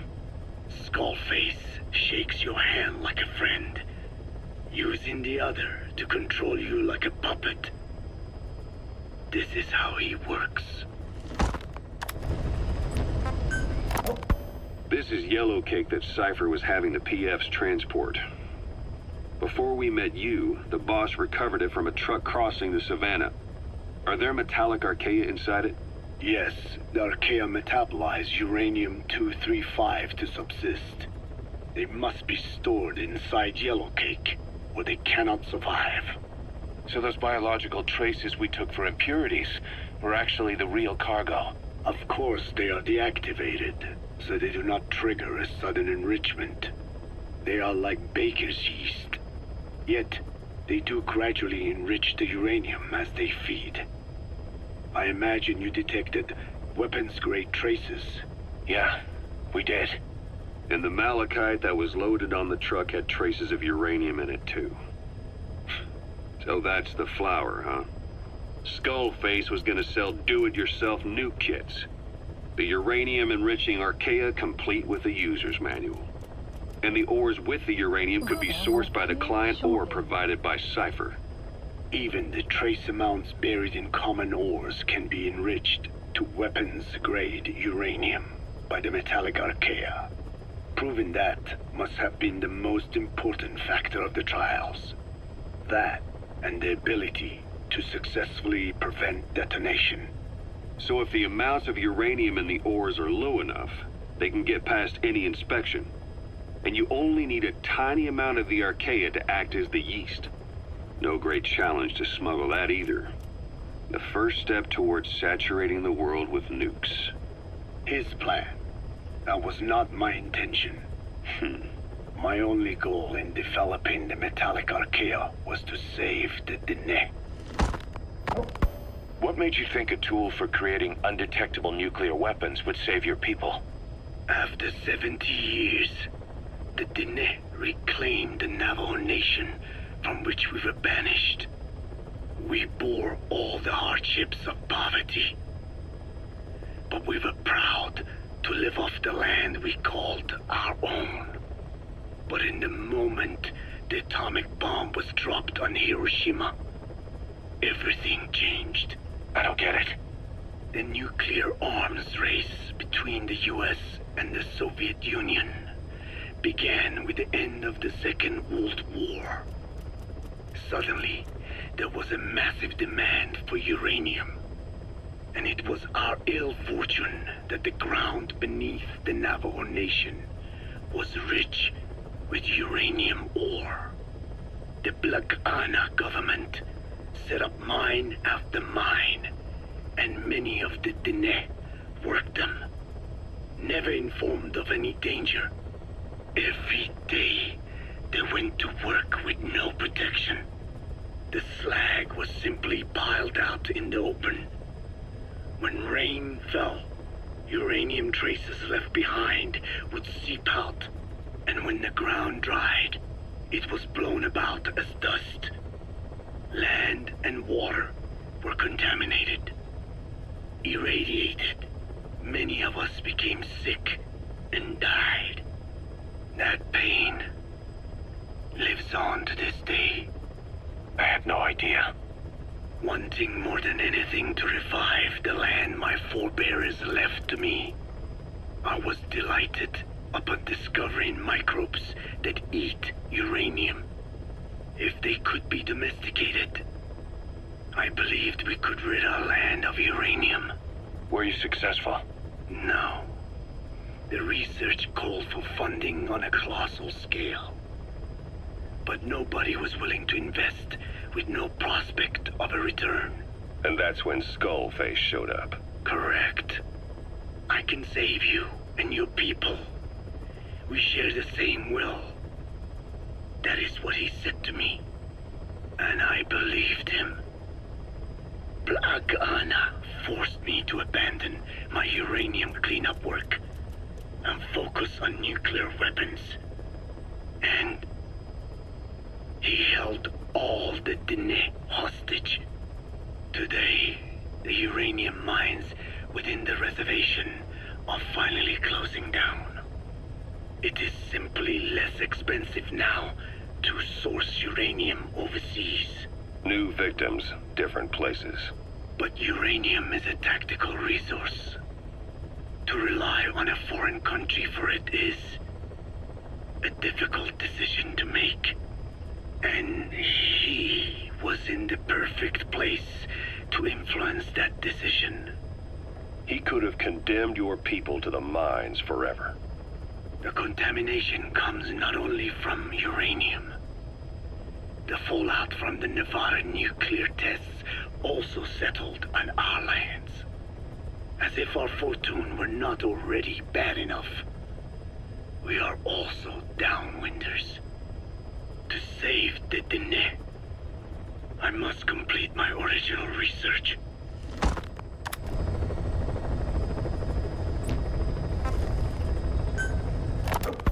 Code Talker, haven't seen you eat a single thing since you got here.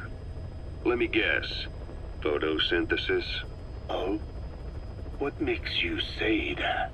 Well, a long time ago, I knew someone with a similar ability. Well, you are correct. Most of my body is covered with parasites. I supply them with water, and in return, I receive sugars they produce when exposed to light. Mm-hmm. It isn't just my skin either.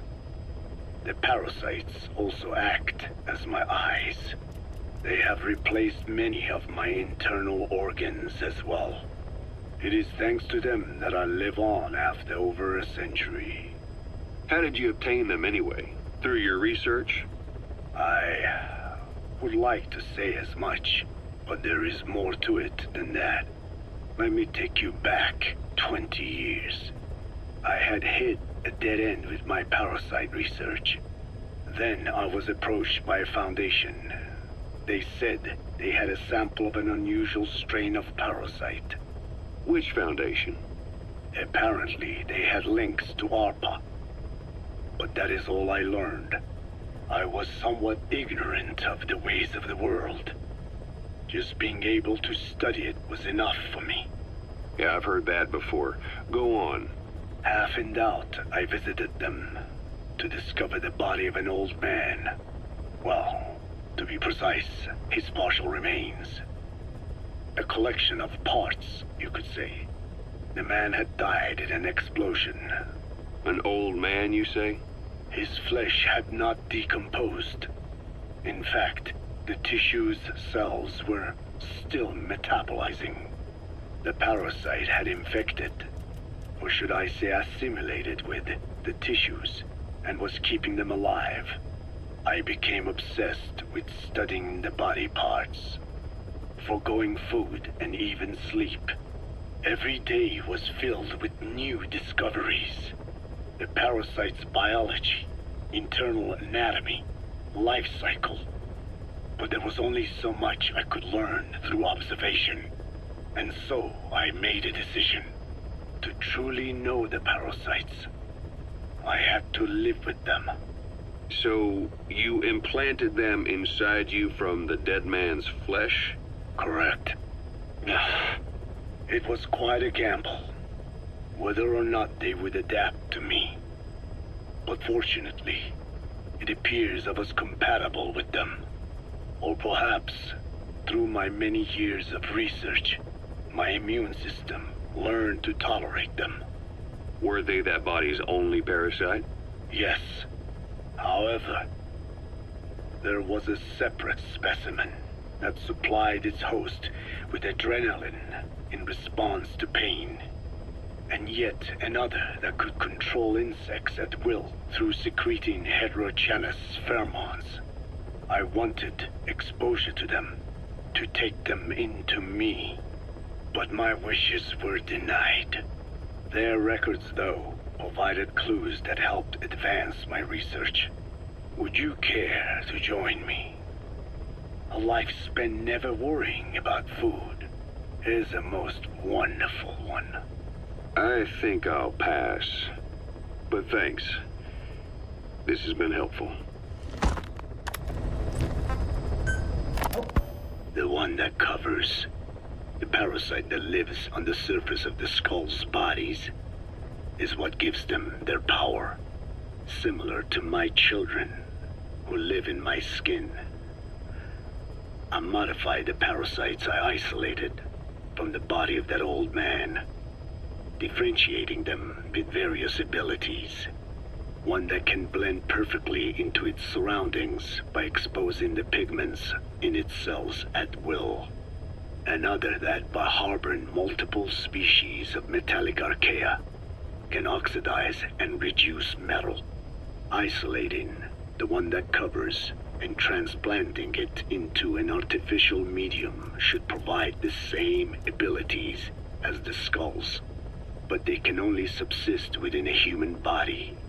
Once transplanted into the medium, they will eventually die. Another thing, the weakness of the one that covers is desiccation. Their surface moisture loss is greater than ours. The reason they give off mist is to alleviate this by releasing the salts inside them as microparticles. Water vapor condenses around them, appearing as mist. But this dries out the atmosphere until they cannot even produce mist. And once their supply of water from the host runs out, the parasites are in danger. They, along with their host, enter a form of suspended animation. However, a similar effect occurs if they come into contact with a large amount of water. Rain, for instance. The one that covers will temporarily abandon other processes in his eagerness to absorb the water. Pitijolone. Make the weather your ally.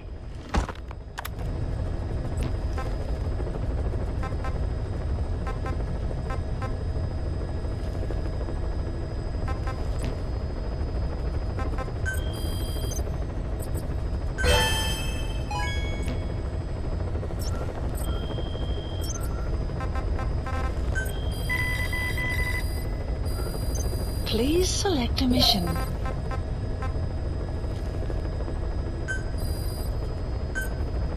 Unit dispatched.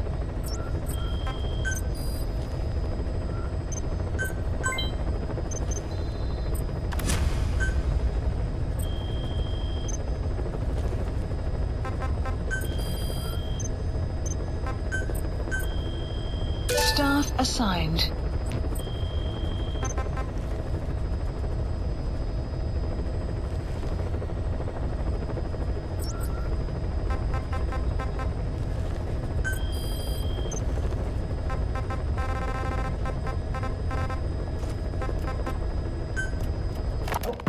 There's something I've been wondering. Why are you called Code Talker?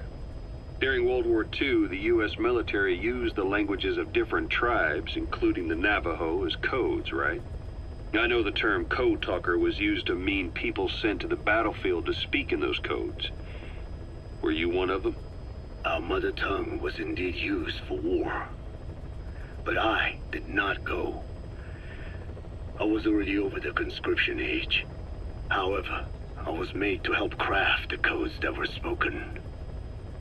So in a wider sense, you could call me a code talker for that. Navajo is a complex language.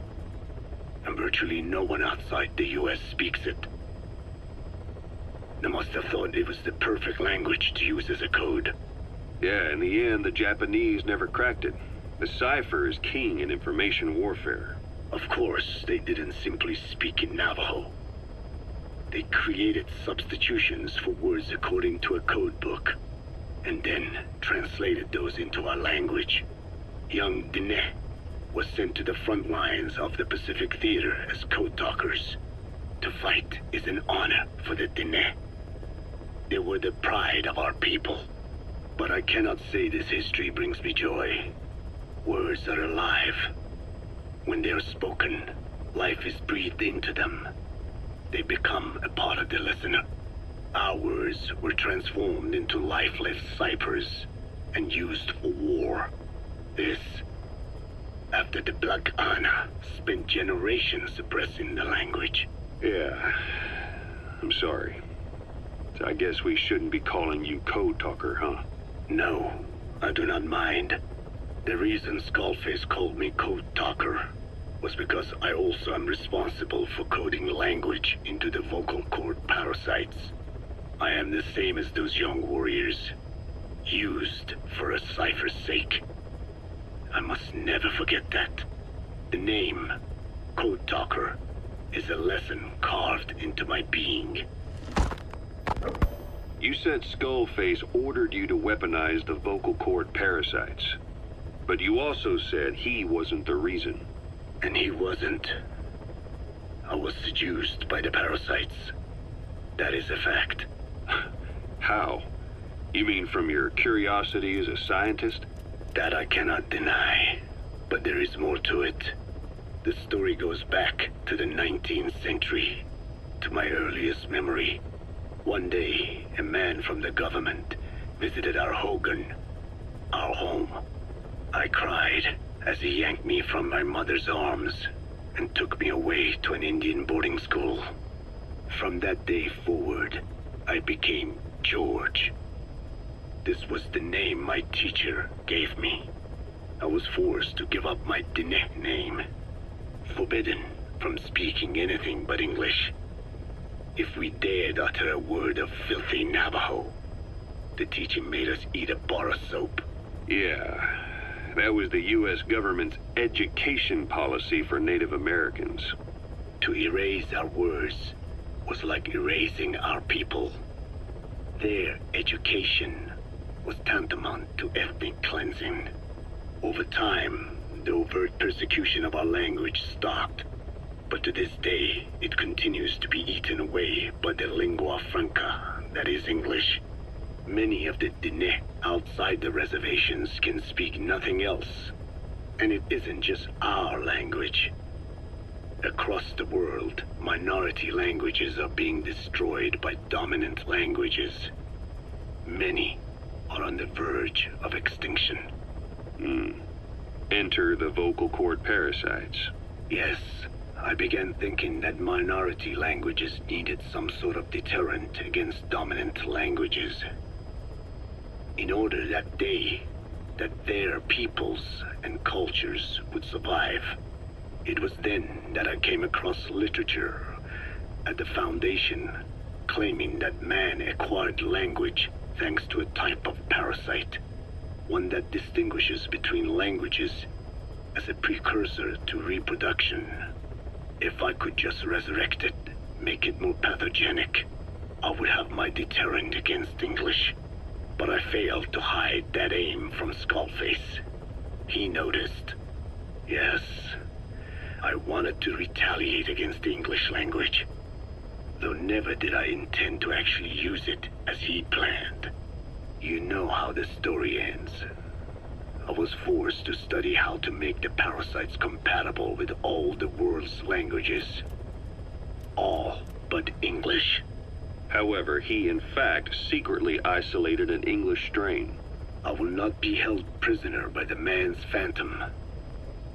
The English strain must not be allowed to exist either.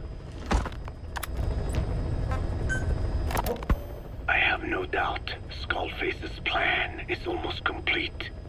At that point, I will no longer be of use to him. I must leave behind this record at least. A record of how the ancient vocal cord parasites became these abominable ethnic cleansing parasites. I believe he has two purposes for the ethnic cleansing parasites. The first, as their name suggests, is ethnic cleansing. This conflict between East and West that envelops the world will not last much longer. Once the Cold War ends, and the weight of America and the Soviet Union is lifted away, the ethnic conflicts they kept suppressed will all rise to the surface. It is not difficult to imagine that the radical sides will begin cleansing their adversaries. But what if an ethnic cleansing parasite matching the language of the aggressors were to be unleashed? The aggressors would be washed off the earth. At the very least, the idea that retaliation could eradicate your people would prove a powerful deterrent. The second purpose is the Englishization of the world. To cipher the organization, this is probably their main use. Man thinks in words, or rather, words are man's very means of thinking. If you erase a word representing some concept, the concept itself disappears from the world. Nishone means beautiful in Navajo, but the image that comes to mind when we say Nishone differs from the Blagana's beautiful. An azure sky, a rolling landscape, lush greenery. The meaning we place in Nishone has its roots in Dene culture. If we lose the word Nishone, the images of our beautiful homeland would be washed away into oblivion along with it, just as Orwell indicated years ago. Cipher, being based in America, is pushing Englishization for this very reason. Suppose all 5 billion people on this planet come to read, speak, and think in English. Their wills could also be streamlined under English. Cipher's control would be all the easier. Economic governance would progress in leaps and bounds. The ethnic cleansing parasites would be a great aid in accomplishing this goal. There is no need to destroy every language besides English. All they need to do is weaken other dominant languages competing with it. Russian, Chinese, Arabic. If people know they risk their lives speaking such languages, they will flock to the lingua franca that is English. Cipher need not even focus attention on smaller languages. After all, they are already being eaten away by English. Business, education, film, commodities. English has permeated every area of global society. I can see this when I look at young Dene. Some of them have already lost their grasp of the Navajo language. It is said that over 2,000 languages of the world are facing extinction. This very moment, cultural concepts and forms of expression are disappearing forever. The spread of electronic networks gives greater meaning to Englishization. Networks have no national borders. By basing them on a single language, they can penetrate deeper into and between people. That basic point of unity provides the ideal environment for someone who aims to control people's wills. But how does this differ from building the Tower of Babel? The ethnic cleansing parasites attempt to rob man of his words. Such irony. It was the vocal cord parasites that gave words to him in the first place. Ancient man had no language. Unable to produce complex sounds due to the structure of the throat, he could communicate only through simple vocalizations and gestures. Then the vocal cord parasites infected his larynx. Man's transition to walking upright did not gift him solely with intelligence, but also with his voice. At the time, the vocal cord parasites never harmed man. They merely took a small measure of nourishment. In fact, you could call it a symbiotic relationship. Some animal species use particular vocalization patterns to attract a female and reproduce. Songbirds, certain insects, and also the vocal cord parasites. The difference is that the parasites themselves did not produce sounds. Rather, they had their hosts, man, do it for them. Once secure on the human host vocal cords, a male vocal cord parasite caused the host to produce a certain sound pattern, something like a warble of a bird. Meanwhile, females parasitizing other host pharynxes need only wait. Upon hearing the sound pattern of an attractive mate, they would manipulate their hosts into making contact with the person it came from. The female traveled through his host's saliva to the other host's vocal cords, where the male was waiting, and the pair copulated. We can only imagine how the female manipulated his host, but it was probably through smell.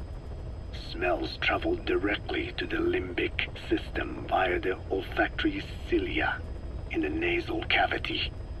Volatile compounds released by the female would stimulate the limbic system, which controls instincts, making the host feel amorous.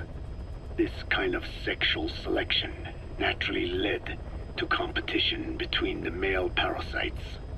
Males that had their hosts produce sounds perceived by females as more attractive succeeded in copulating and producing offspring. Evolutionary traits caused by sexual selection are curious. The peacock's feathers, the mannequin's dance, the firefly's luminescence pattern. Even with courtship behaviors that are not advantageous to survival, those individuals that excel in them produce offspring, and it escalates with each generation. The same was true of the vocal cord parasites. Courtship vocalization rhythms and intonations became more sophisticated, and in order for man to produce such sounds, they had to alter his vocal organs. By lowering the position of the larynx and developing resonating chambers, they enabled more complex pronunciations. But that was not all. The vocal cord parasites activated a transcription factor that would later control man's language ability. A protein that, due to its appearance, is called forkhead box protein P2, or FOXP2. Activating this transcription factor led to the development of brain function capable of creating sophisticated frequency changes. This was the pinnacle of the vocal cord parasite's prosperity. However, this sophisticated pronunciation control was too useful for man to ignore. Once human sexual activity ceased to be only seasonal, and having lost pigment-based sexual characteristics, distinctive vocalizations became the most effective means for humans to attract mates as well.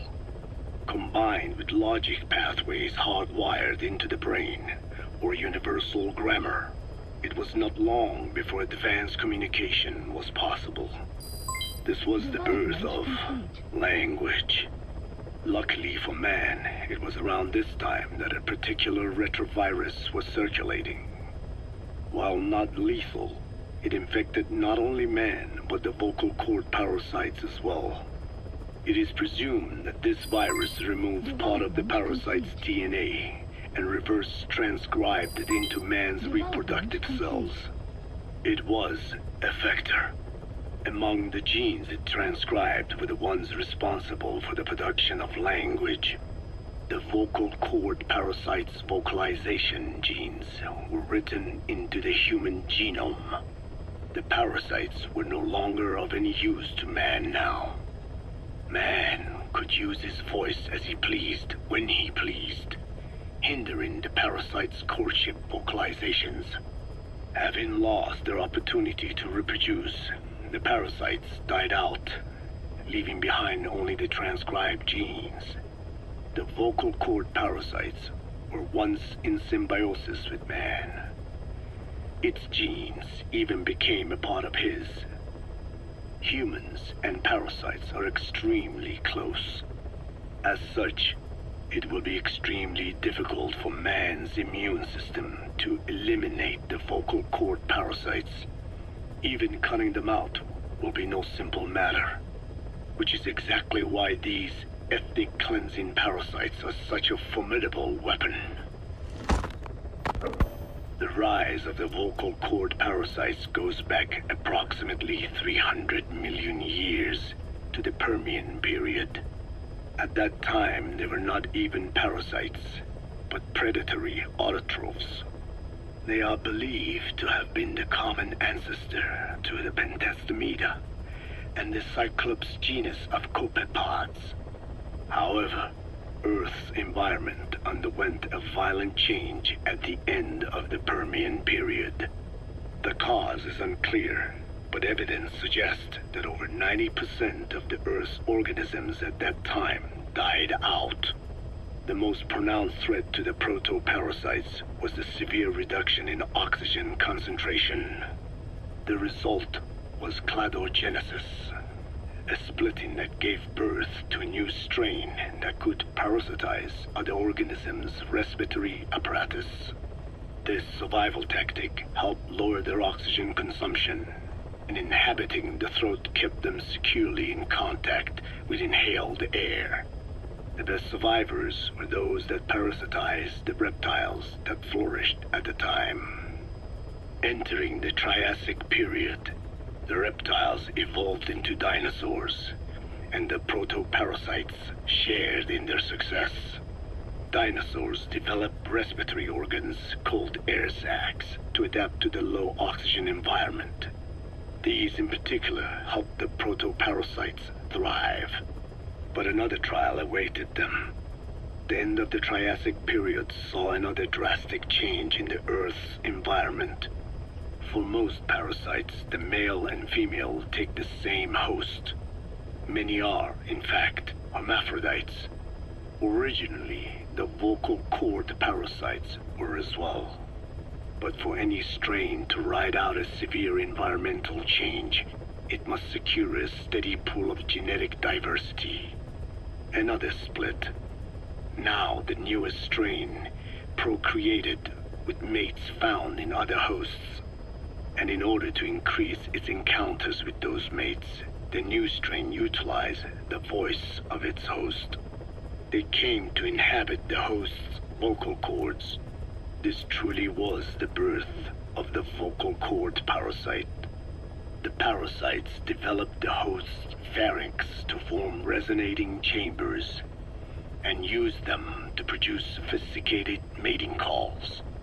The relatively upright posture of the dinosaurs was important in this, because the crooked L-shaped pharynx was more suited to the development of resonating chambers. These developments ushered in a time of great prosperity for the parasites. But for the third time, the parasites had a major hurdle to overcome. The meteorite impact at the end of the Cretaceous period, which spelled the end of the dinosaurs. With their hosts extinct, the vocal cord parasites had no option but to find a new habitat. Birds. As genetic successors to the dinosaurs, with functioning air sac apparatus already in place, birds were the perfect choice. But the parasites could not survive in birds that flew at high altitudes with thinner air. So they parasitized ground-dwelling birds and altered their respiratory system for the sake of reproduction. They gave the birds the means to produce sophisticated sounds. The syrinx responsible for chirping. This is the proof that points to activation of FOX-P2 in songbirds as well as humans. The Cenozoic era began with a rise in oxygen concentration, which helped mammals to evolve and increase in size. The parasites then shifted to humans as a more effective host. Humans' bipedal upright walking meant that our throats could support larger resonating chambers. At first, vocal cord parasites entered humans using birds as their intermediate host. But eventually they changed to conducting their entire life cycle within human hosts. What happened next is as I have already described. People took the vocalizing prowess given them by the parasites and made it language. And once the parasites could no longer use it as their mating call, they died out. Or in other words, the parasites overcame all evolutionary hurdles except humanity. Skullface shared his opinion on this matter. He said the Ethnic Cleansers Project was sure to succeed. After all, the parasites had a grudge against us humans. To think we awoke them after such a long slumber, just so they could sate their thirst for vengeance. It is terrible, unforgivable, and yet, it is what I have done. I learned of the vocal cord parasite's existence in literature belonging to the Foundation. It was little more than a theory. The question was, why does only Homo sapiens among all primates have highly developed language? Human versus everything else. The missing link between these was the mystery that gave rise to this theory. I was fascinated by the idea of their existence. In the Dene creation myth, the Neo Dene, who first inhabited the world, were insect-like creatures. I came to imagine that those insect-like creatures could be humans living in symbiosis with the vocal cord parasites. But I had not the faintest idea of how I could resurrect them. That is when Skullface came to me. What he offered me was not just assistance with my metallic archaea research. He told me the vocal cord parasites really existed. And not only did they exist, they had already been brought back to life in the modern age. An ancient human cadaver, host to the parasites of the time. Cypher excavated such a cadaver from a permafrost region and isolated the DNA coding of the vocal cord parasites. Naturally, they were long dead and could not be brought back. But there was an alternate vessel they could use. A relative species of the Pentastomida discovered in China. It had adapted to live in the nasal cavity of animal hosts. But its genetic sequence showed signs of common ancestry with the vocal cord parasites. Ontogenesis, a path of an organism to maturity, is like a roadmap of the phylogenetic evolution of the entire strain. Cypher used this to effect a reverse evolution of the modern parasite and resurrect the vocal cord parasites. They interposed a developmental mechanism to the ontogenetic stage analogous to when the relative species first appeared. The point at which it split from the vocal cord parasites, forcing its evolution down the other path, the vocal cord parasite path. The larvae this produced by the vocal cord parasites, reborn. I do not know in detail how Cypher accomplished this, but clearly they have access to high-level genetic technologies. Skullface said it was the work of a genius woman scientist, and that the relative species in question was first discovered by a group once called the Philosophers. I was tasked with modifying the resurrected parasites. He charged me with two demands. First, to add lethality to these organisms that had once lived in peace with man, by unleashing the larvae's latent desire to consume nutrients from the host's lung tissue, making them eat and eat until the lungs were destroyed. Second, to have both male and female inhabit the same host and copulate then and there only when exposed to specific pronunciations continuously over an extended time. What he would do to the Dene if I failed. I had no choice. Originally, the ultimate objective of the ethnic cleansing parasite project was the identification of not only languages, but of actual cultures. Language is deeply connected to ethnicity, but many languages are employed by multiple ethnic groups, and confrontation between those ethnic groups is by no means rare. If the cleanser parasites were to be a deterrent against ethnic conflict, they had to distinguish between groups using means other than pure language. The original plan called for this to be achieved by differences in the transmission vector. Each ethnic group has different lifestyle customs and eating habits. For instance, parasites living in shallow water and taken in through the skin could be used to target rice farming groups, or parasites using cows as their intermediate host would be ineffective against cultures that abstain from eating beef. But that is a lofty goal indeed. The current parasites mainly rely on droplet transmission. It would take extensive time to alter the transmission route. I eventually learned that the Ethnic Cleansers project had been shut down. It was Skullface who put it back into operation. But despite that, he told me to forget about the transmission route and just focus on language identification. I do not know why. I understand that the Chinese philosophers who discovered the relative species of parasite originally planned to develop a phonogrammic Alexia parasite.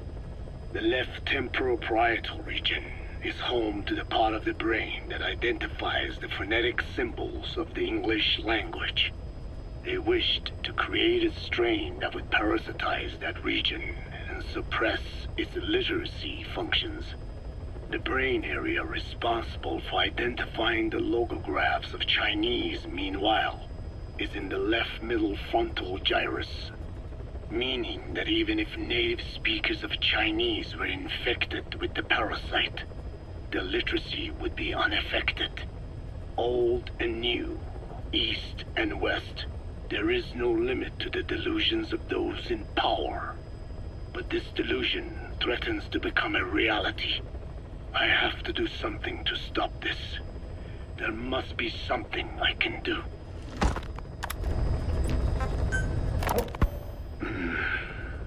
It appears I was looking at things wrong. What do you mean? All of you. Until now, I had thought of your organization, Diamond Dogs, as a superorganism. You'll have to explain that one. The term refers to a unit of eusocial insects like ants or bees. While made up of many individuals, they behave as though they are one organism, with the queen as their nerve center. The close ties you share here reminded me of that. Well, the boss's efforts do pull us all together. I was not finished. I'm speaking in terms of homogeneity. You come from all walks of life, do you not? Many races and tongues, talents and pasts, complementing each other. influencing each other, making Diamond Dogs the unique group that it is. Of course. We have no use for mindless drones around here. Is that so? Then perhaps an organization like yours is a truer superorganism than the ants and bees. Meaning? Most organisms adapt to their environment by coexisting with other species. Take the cow, for instance. Its rumen, the first stomach, contains an incredible number of bacteria which digest the food it has consumed. Without their help, the cow could not break down the fiber in grasses. The cow has to outsource its means of survival to them. You don't say. Man is the same. Some 100 trillion bacteria live inside the human intestines. Without the bacteria, they could not function properly. And it does not stop there. The stomach, the mouth, the skin, even the placenta contains bacteria that coexist with us. The same is true of parasites. In fact, the human immune system has evolved based on parasites being a part of it. Without them, the immune system can run amok and even damage other parts of the body. This is all very interesting, but what does it have to do with Diamond Dogs? A harmonious superorganism is made up not of a group of homogeneous individuals, but of diverse individuals that complement each other. That is what I saw in your group here. Then it occurred to me that man is a superorganism. Man's phenotype is not determined solely by his genetics. Some say if you mapped the genomes of all bacteria in the human body, the result would be over 100 times bigger than the human genome. The sum of man's genome and those of the organisms he coexists with, call it a metagenome, creates the superorganism we know as a human being. Well, now that's quite a leap. You think so? Then try a broader perspective. If our world were a human body, you would be parasites. You make a living by doing the dirty work that the world powers cannot handle themselves. From their perspective, you are likely a nuisance. But without you, pus would build up around the world, and autotoxemia, self-poisoning, would follow. The world needs your kind.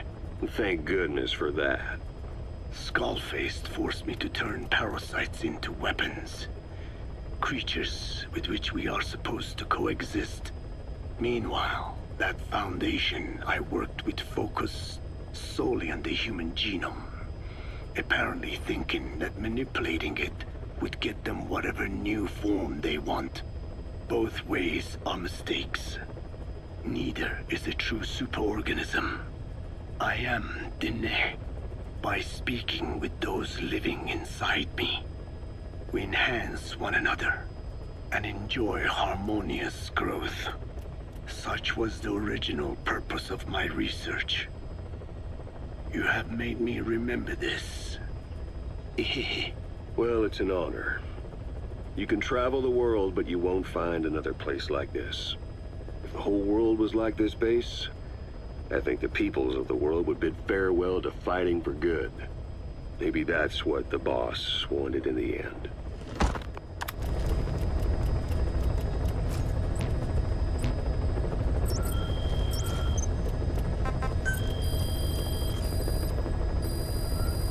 Please select a mission.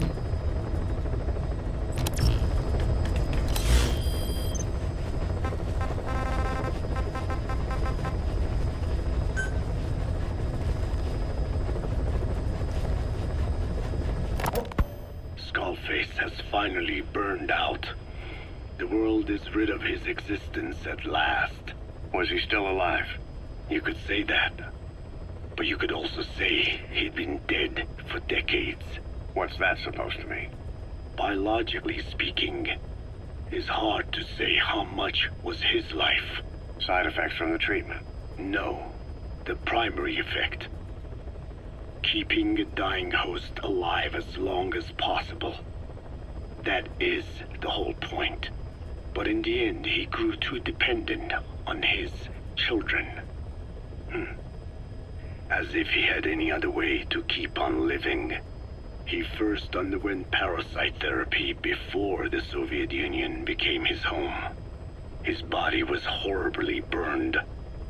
Fire washed across his thin young frame and stole his skin and his throat, even his lungs. Only through repeated therapies could the parasites keep him alive. Most of his life became something the parasites gave to him. And then he lost the ability to die. That is correct. The parasites live on past the host's death, still aiding cell composition. At that stage, there is no way to extract them from the host cells. There is no way of knowing when the last cell of Skullface's body would die. The only choice was to burn the whole thing. And his children, along with it. And I am one to talk. When my life is snuffed out, I expect you to treat my body the same way. And when I burn, I will truly be one with my children for the first time. You say there were 3 English vocal parasites. According to Skullface, yeah. Skullface had 2 of the English strain with him. You burned both of them. There was an oil fire. I tossed him in. So that just leaves 1. And you tell me Skullface said he used it. He said it was very close to me. Very close. One of your comrades. Or someone ordered to kill you. Or he could have been speaking metaphorically. Metaphorically? Close to your spirit. Close to your heart. Someone who either loves you or despises you. The second one makes a long list. Whichever it is, act with caution. Skullface implanted someone with the English language strain. Who it is irrelevant. Why? I tell you what Skullface really meant. Very close to you means you will be exposed. All the infected here have been given the Wolbachia. Even if the vocal cord parasites infect them now, they cannot reproduce. But if there's a different host among us, host to the English strain. If that were the case, we'd see the symptoms. What about the non-English speakers? We have plenty of those, but the staff use English as a common language. But if that someone has not spoken English yet, and begins to speak it now, there'd be another outbreak. The final mating pair of the English strain must be found immediately. Skullface is gone, but his threat still remains. On this base, do you see what the final mating pair is? With him dead, those parasites are the stain he wished to leave upon the world. His thirst for vengeance. In the flesh. Think. Does anyone here bear a grudge against you? Who would target you, specifically? The ethnic cleansers that Code Talker mentioned, they weren't Skullface's true goal. All we have is circumstantial evidence, but here's my theory. It was Cypher who started developing the vocal cord parasites as bioweapons, parasitic weapons, and Africa was the testing ground for them. As Code Talker said, their purpose is the ethnic cleansing of only those who speak a particular language. So they could do a weapon of mass destruction to eradicate specific groups, races, ethnicities, or colonies by the language they speak. Or a kind of absolute language control. Or maybe a tool for those arrogant fools to build some misguided utopia. I could see plenty of uses for them. However, in practical terms, they wouldn't be as dangerous as you'd think. Counteracting the parasites is easy, after all. Cut them out of your throat to save your life, or just don't talk. That also prevents the infection from spreading. So if the international community were to find out about them, they'd no longer be the threat they were conceived to be. In which case, their targets would be limited to minority groups as a deterrent or a terrorist tool. It's hard to imagine Cypher developing something like that as a main weapon for their arsenal. That leads me to think we've only tugged on one little thread in Cypher's grand tapestry. An obscure corner of their work, possibly forgotten altogether. In any case, things changed. When Skullface was forced to relocate to Africa and he saw that thread dangling. All the time he continued that research, he was secretly following his own agenda. The ethnic liberator parasites. His English language strain. Skullface said there were only 3 samples of the English language strain parasite, and I think we can believe him. Bringing his ethnic liberator's plan to fruition depended on creating an English version of the vocal cord parasites at all costs. But an English strain would have been useless to Cypher. Worse, it could have destroyed everything they'd built. It was the one type they couldn't allow. That means Skullface was forced to develop his English strain out of sight of Cypher's network. Naturally, he couldn't use the greenhouse facility Cypher had set up and filled with guinea pigs. Skullface must have found some secret place to create his precious few English parasites, hiding all evidence like a man cheating on his wife. Somewhere, an entirely standalone environment. And when his plan entered its final phase, he must have made the place disappear. Some little room, could be anywhere, but now nowhere at all. We'll never know where he did it, but to elude Cypher's surveillance, it couldn't have been big. I believe Skullface was telling the truth. There were only ever 3 samples of the English language strain. Why activate Sahelanthropus in Afghanistan? This is how Skullface wanted things to play out. The Soviet Union secretly develops a new type of nuclear weapon and successfully deploys it in Afghanistan. Revealing the existence of Sahelanthropus results in a return to the glory days of the Cold War. The threat it poses reignites the nuclear arms race between the world's major powers. The demand for nuclear weapons increases around the globe. What if you then introduced a nuclear weapon anyone could get their hands on? Non-nuclear nations, militant groups of all shapes and sizes, they'd all jump at the chance. Sahelanthropus was a marketing tool to sell nukes all around the world. But I think it's safe to say that plan was stamped out before it got up and running. The world's intelligence agencies never did turn up anything conclusive on it. After all, Sahelanthropus vanished before word could spread. Everything that's happened is already a fading memory, never to join the pages of history. Except for Cypher. Cypher won't forget. They'll already be working on something, quietly, beneath the surface. They'll use the pieces of data scraped together from this incident to build their own bipedal weapon. It'll take them a long time to complete it, but for now, the greed sector have found their new life's work. We'll have to be ready too.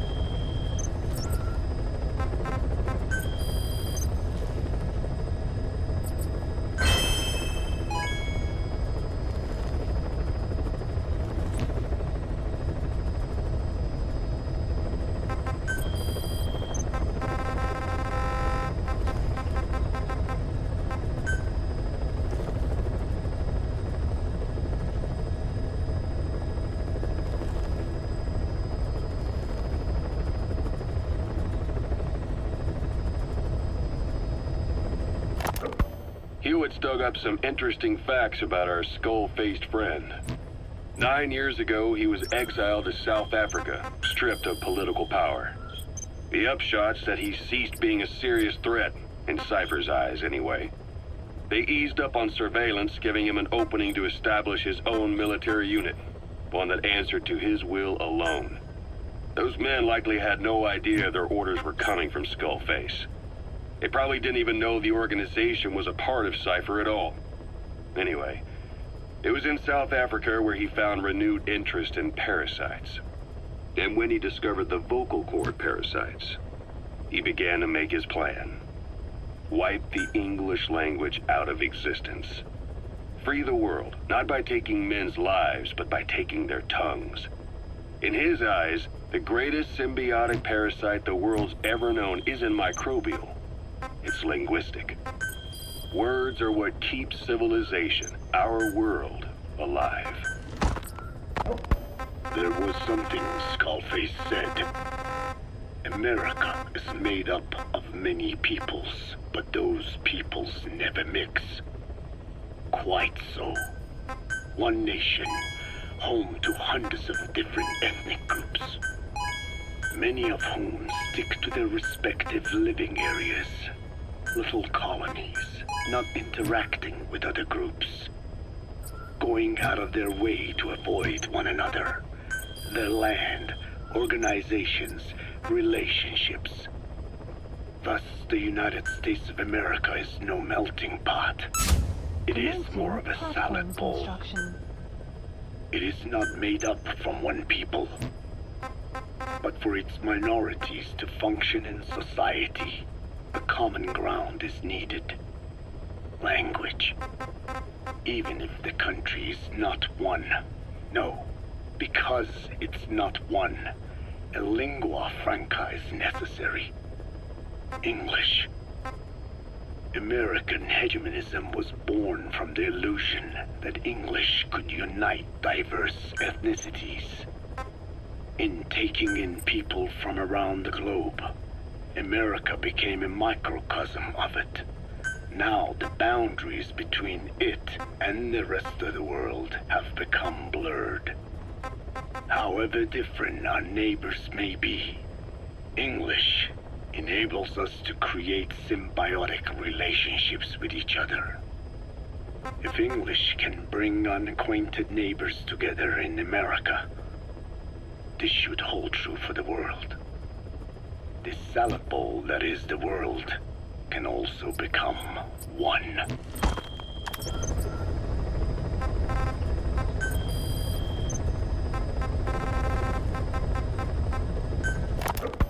A ruler's greatest wealth is not money or land. It is the number of individuals under his control. Subjects who work, consume, are there to be used as pawns in war. For a capitalist ruler, his people's power becomes his power. You are the same. With your diamond dogs, you spin it with your speeches. But what you're doing is bringing as much talent as you can into your little domain. Every person another feather in your cap. Yes, since ancient times, every civilization's ruler has had the same idea. When people unite under one will, they become stronger than the sum of their parts. And the one will is the ruler's will.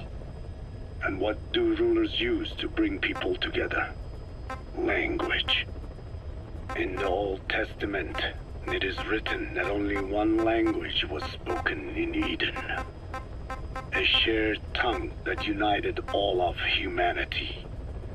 Mankind eventually grew aware of its power and harnessed that strength to build a tower to the heavens. The mighty Tower of Babel. This angered God, who splintered the language of man, and the tower was never completed. Languages emerged, and the earth was divided as men went their separate ways.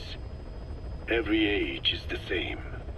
A ruler's first order of business, after conquering new land is to force his tongue on its people.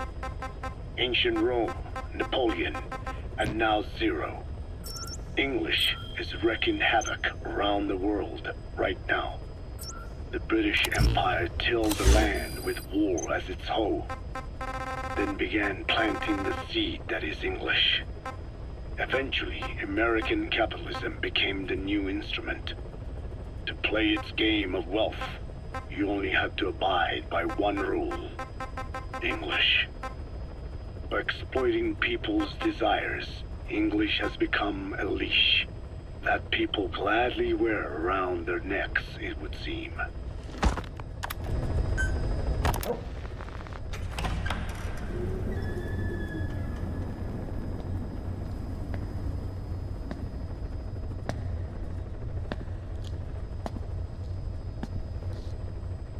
Ya'at-e.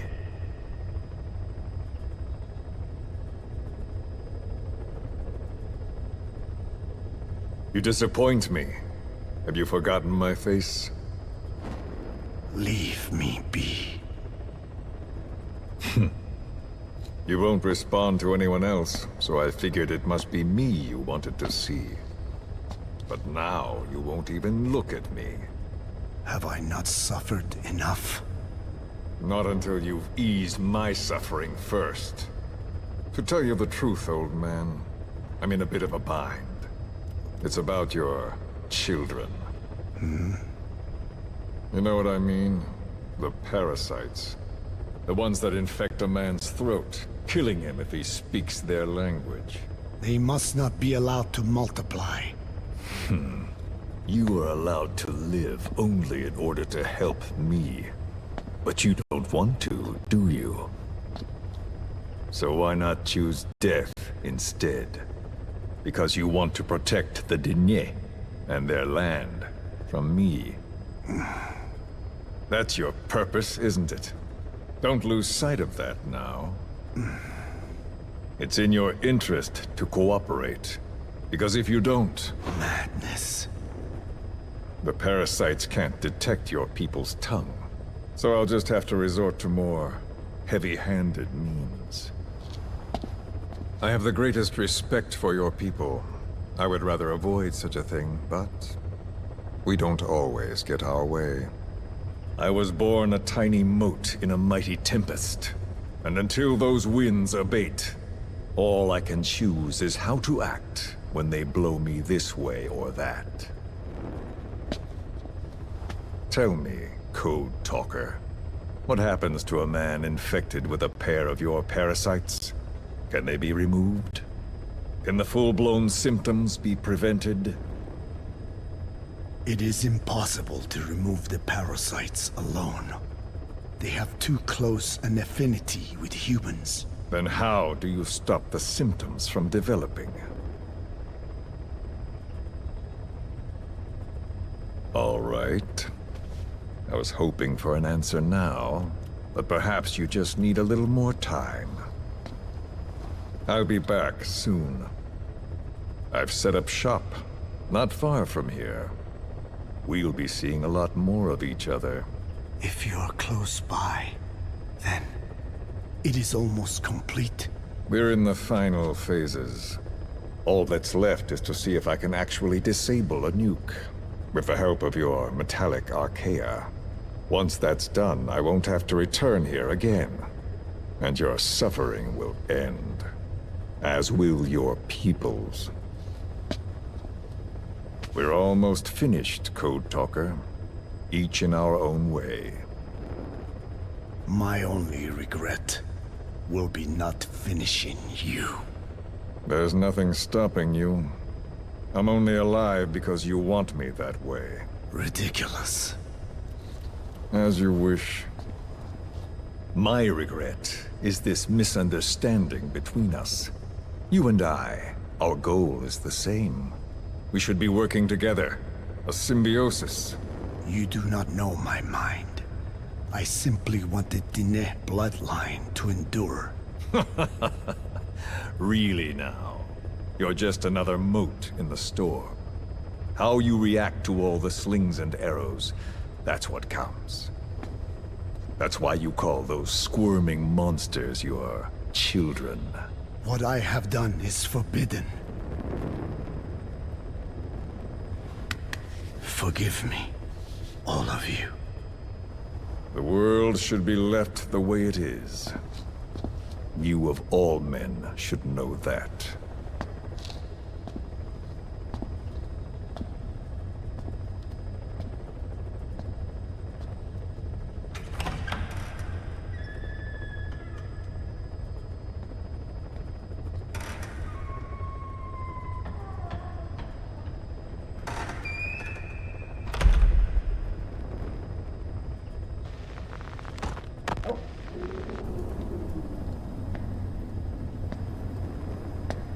Forgive me, but my schedule has changed. The time for grace and good manners has now run out. Please. Torture will not work on me. Surely you know this. Oh, I have no intention of getting rough with you. You haven't been beaten. Your hands aren't even tied. Just like me, you live in symbiosis with countless parasites. What wounds I might inflict, they'll patch right up. You might feel considerable pain, but I've no doubt you can withstand it. Then what do you plan on doing? I have a soldier standing outside. Nothing special about him, except that he always obeys. I have given him one instruction. Whenever I ring this bell, he passes on a message for me. That message is simply, go. What is this? After that, though, it gets complicated. The message will arrive at a room, a little bigger than this one, nothing special. Some of your people are in this room, surrounded by my men. Enough of this. They pick them at random. No regard for age, gender. In that, I suppose, they're different from you. Not as discriminating. They tied them up, one by one, blindfolded them.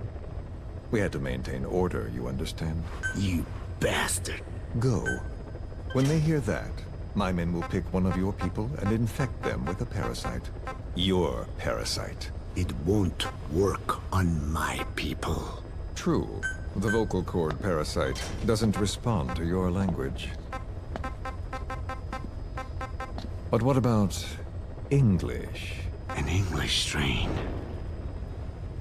It exists. A ring of this bell, and they infect one person. If that person abandons the Navajo language, the English strain will trigger symptoms. You monster. So, it's quite simple. Every time I ring the bell, another of your people is infected. Don't do this. I don't want to do this. I'd rather not have to ring the bell, which is why I'm hoping you will talk to me. What do you want? What else could you possibly want? You know the answer to that. How to prevent the symptoms caused by the parasite. You cannot control it like some slave. Forget the idea. Forget it? Unlikely. I will never tell you. What have you done? You made me do that. You black-hearted... Settle down. Don't use it again. Well, that is up to you. All you need to do is tell me what I want. How to prevent the vocal cord parasite symptoms. Why? Why do you need to know? The adult soldiers at Amasa are all dead. What? The parasite traveled downstream. How? It would appear that he was involved. Another demon who woke up from 9 years of slumber. As a result, the vocal cord parasite spread through the village. I told you this would happen. It was an unfortunate accident. He is becoming an annoyance. He may stumble upon the truth sooner or later, but I suppose that is really of no consequence. One day, he too will pay for what he has done. Black honor. The real demon is you. You know, this incident made me realize something. You are right. I should have acted with more humility. These creatures cannot be controlled. All the more reason I require a means to stop them. There is no such way. Oh, really? Wait! Don't ring it again. It is up to you. Out with it! I see now. There must be more to it than that. What? They are in you. You use this land to breed more of my children. And not just here. No. In pursuit of your ethnic cleansers. You sifted through many language strains. Finding hosts. Breeding more and more. You would have been infected in the process. Infected with countless strains. Most likely your mother tongues as well. Romania, Northern Transylvania. You found that one too. Yes, the Hungarian strain. That responds to the CK's dialect. Silence! Black Anna. It is you who shall pay.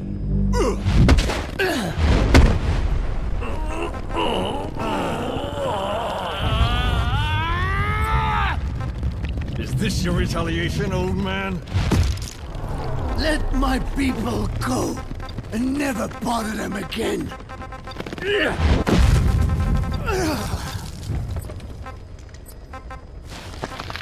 You heard me. What now? What? No! What are you doing? I am not afraid. I probably have every language strain inside of me. Meaning all the world's languages are already lost to me.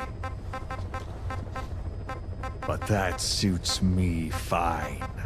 If need be, I myself can produce whatever strain is needed. And that means nothing to you.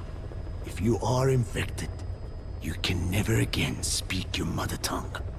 Otherwise you will die. As will every one of your countrymen. A few words here and there won't trigger the symptoms. And besides, the time is not yet right to show this face in my homeland. Not until my revenge is complete. Now... Stop! We're out of time. I have to get going. Well... No!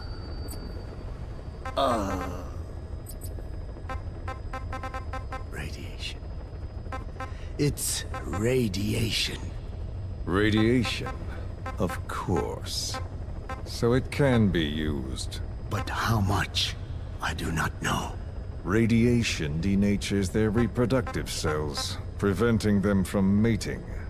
Same principle as the sterilization technique. The reproductive cells are more sensitive to radiation than the rest of the body. But I have not tested it. There is no telling what mutation could result, or how the host may be affected. Not to mention what could happen if this is done post-infection. I don't care. This plan goes into action now. As long as it works, the details can wait. You wouldn't be lying to me, of course, old man. I can guarantee nothing. I owe you my life. My body has been burned on countless occasions, but it survives, thanks to your children. That is why I trust you. Then do not repeat my mistake. What's that? In the West, it is said that the Word became flesh and dwelt among us. In the East, it is said the man of flesh brings spiritual power to words. The people knew back then that these creatures carry the gospel. They do not belong in our hands. They must not be touched. How enlightening. I'll remember that. Consider this my thanks. What are you? Catch. No!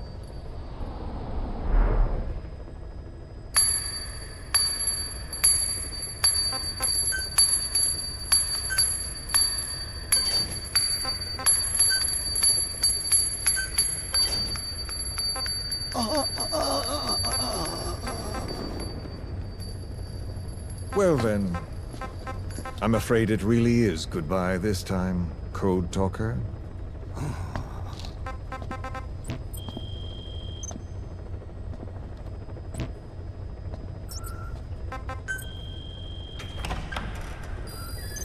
Please select a mission. There is no soldier. Now where did he run off to? Guess he wasn't as obedient as I thought. There never was any soldier. So long. You! How dare you!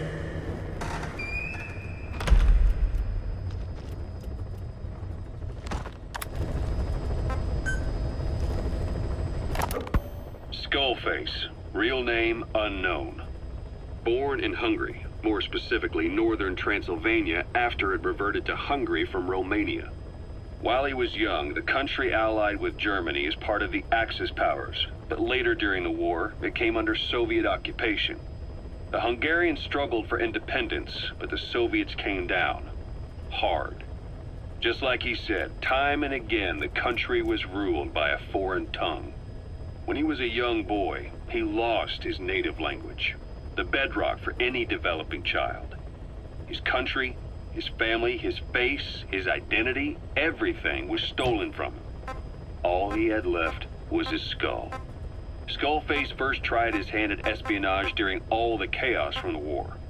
Agents, military officials, and soldiers who operated out of Hungary during the war vanished over the course of several months. This Soviet spy hunt rocked the counter-intel world. Mysterious fatal illnesses, accidental deaths, drownings, people having strokes behind closed doors. Just like Stalin, no one knew who was behind it. But all you need to do was look for who had the motive. They were all taken out by a man without a face. And now we've got an idea of how he did it too. He'd gotten revenge for his people, but he wasn't finished. Skullface defected to the West, eventually ended up with the SAS. That's where he met Zero. It's possible he began planning this whole thing back then. It's hard to say. In any case, Zero made him his XO. He always did have a thing for oddballs. But this one was set to lead a unit no one else would know about. When Zero created Fox, he also formed XOF as a support team.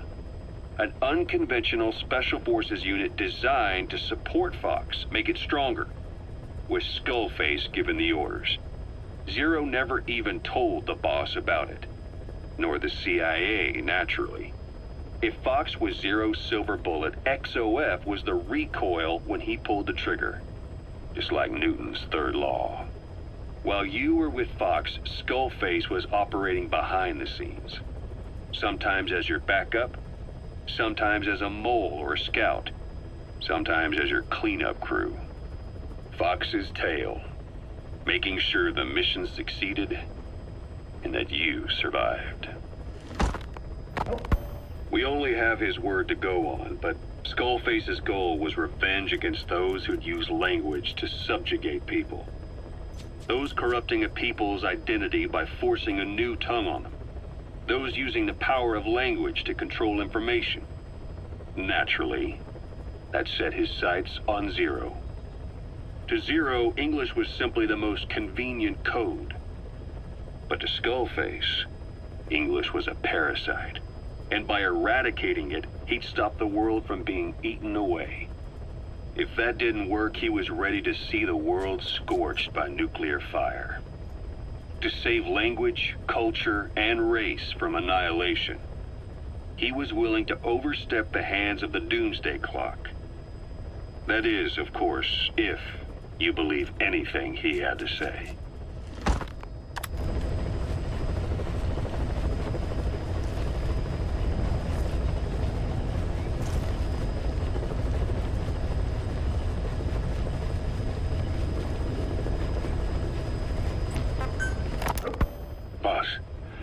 We gave Ralph, that kid who died in the accident, a burial at sea.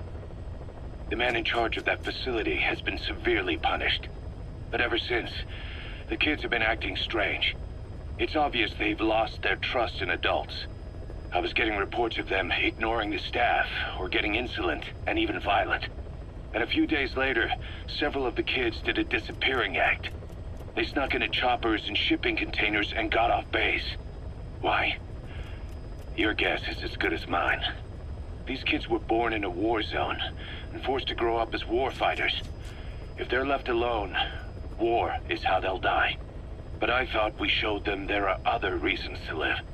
I never liked having children on Mother Base. But the thought of them going back to the battlefield and picking up their old lifestyle is something I can't stomach. It makes me think of Chico, 9 years ago. We have to get those kids back. Hell, they know too much about our operation. I never expected even the kids to betray us. Snake, you remember the White Mamba? Of course, he's been going by Eli since we brought him on base. He was the leader of the child soldier unit we took out of that village and into our protection. Well, according to the kids you brought back here, all the escapees were especially close to Eli. There's reason to suspect he's behind all 6 escapes. We've already detained him. I'll be questioning him shortly. Wait. You'll be? Ocelot. You're incapable of taking an impartial stance with those kids. Question them all you want. It'll get you nowhere. Ocelot, you get too many kicks from your art of interrogation. It's not a matter of art. It's about quick, minimal strokes of psychological warfare. That's what gets the answers. And it's the best way to keep both questioner and subject safe. The risks only increase the more an interrogation drags on. At that point, it causes as much pain to the inflictor as the inflicted. Like I said, too many kicks. What I'm trying to tell you is we need quick results. Otherwise, it'll be too little, too late. I know that. And besides, I know the subject. I won't go overboard with a kid. Forget it. You're not needed. Snake, we'll want to question the other kids too. Be sure to bring them all back. Snake, about the escaped children. Eli confessed. The way he tells it, they wanted to go back to the battlefield. Don't rob them of their freedom, he said. If you bring them all back, there will be consequences.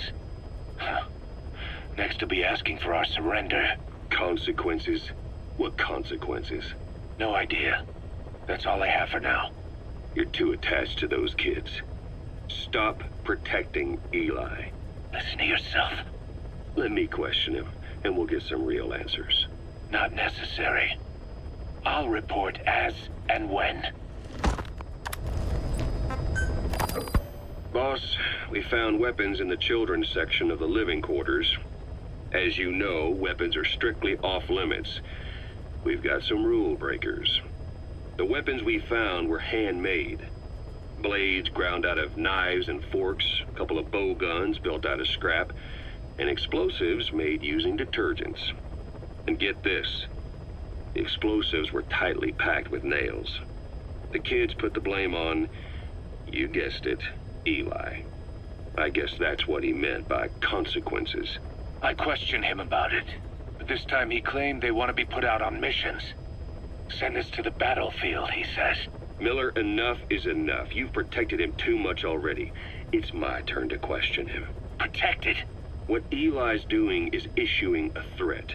Comply with my demands or I'll respond with force. But it'll be war at this rate. Forks and soap aren't gonna kill us, but some of them will end up dead. Is that what you want? Now, I hate to say it, but they want to be on the battlefield. It's time you gave up this fantasy. Eli, he said they'd rise up against us if we bring the last kid back. There, you see? Ignore his demands. Don't let him return to quarters. That attitude is contagious. We'd lose control over them for good. For the time being, we've confiscated those handmade weapons. We're bumping up security and the number of psychiatric counselors. As for Eli, he needs some very special care. You mean solitary? Well, we can't leave him in contact with the other kids. If you won't do it, I will. Boss, keep working on extracting those kids. The kids you brought back to base have laid out the situation. They all escaped to each of their home villages, or were trying to get home, and lost their way. Not that homesickness is gonna explain everything we've seen. Each of their home villages? They were trying to raise troops for the rebellion. You really think these kids have an armed uprising in them? You read the report of the security team member who had a rock thrown at him. There'll be a riot if we don't do something. And Miller, this is because you didn't act fast enough. Fine. I'll admit you were right this time. Seal off the kids' quarters from outside contact before it's too late. All right. Eli said his rebellion would start when the last kid is brought back, right? You better be ready to meet him head on if it really happens. Yeah.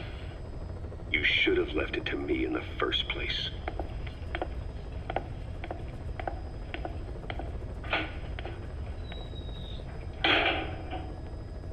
Boss, they're just kids. We have a responsibility to see that those kids make it. It's not about feeling protective or the pros and cons. I hate kids. That's exactly what I heard from the people who raised me. People who abandoned me, more like. That's the spark that kept me going, you know?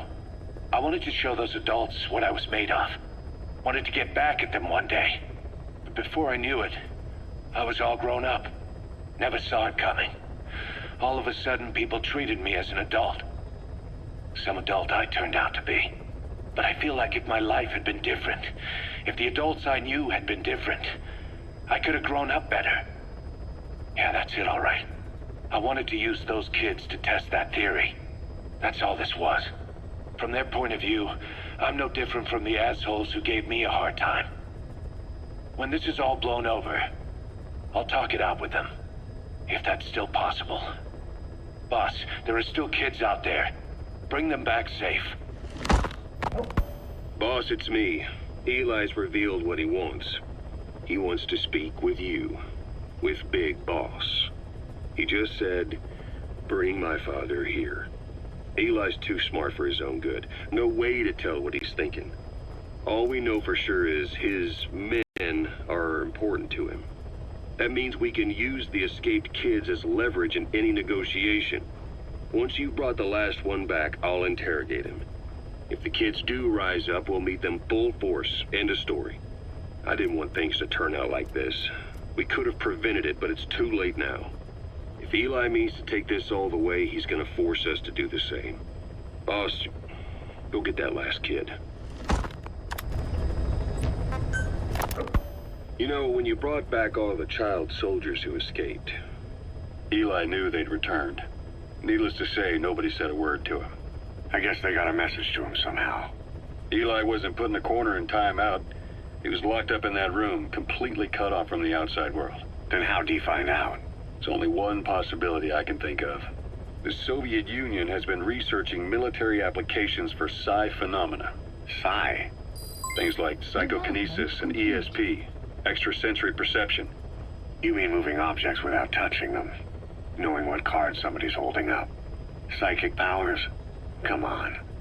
I thought that was just another bunch of disinformation aimed at the West. Just bear with me a second. One type of ESP is telepathy. It's the ability to know another person's thoughts through non-verbal means. You're saying Eli read our minds? It's the only idea that doesn't involve someone getting to him. Ocelot.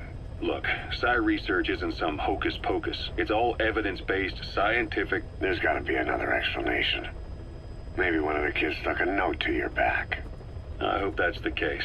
But I am convinced that they have, or Eli has, a connection to some force we have yet to identify. You better watch yourself, boss. How am I supposed to do that? If he is depending on something for help, well, that's his Achilles heel. If you can figure out what that something is, you might be able to use it against him. I'll keep that in mind. Oh, and the medical team is looking after the kids left on Mother Base. For the moment, they don't seem too panicked. But boss, get this. Eli got those kids to plot their armed uprising as a diversion. Also, he could steal Sahelanthropus and escape. That brat got us good. Set us up and knocked us down. And then there's that mystery kid who was with Eli.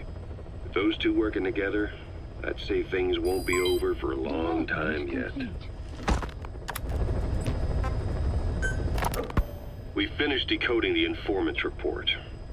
That floating kid we've run into a few times now. Looks like he was a test subject in clinical experiments.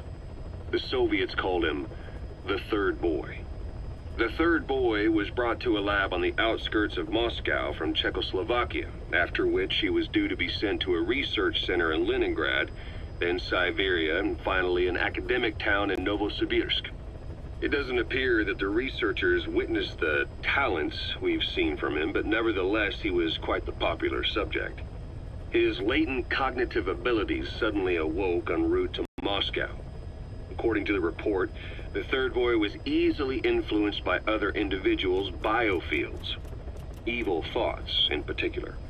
They affected his mind like a virus. Extreme anger or resentment, motives for revenge, in other words.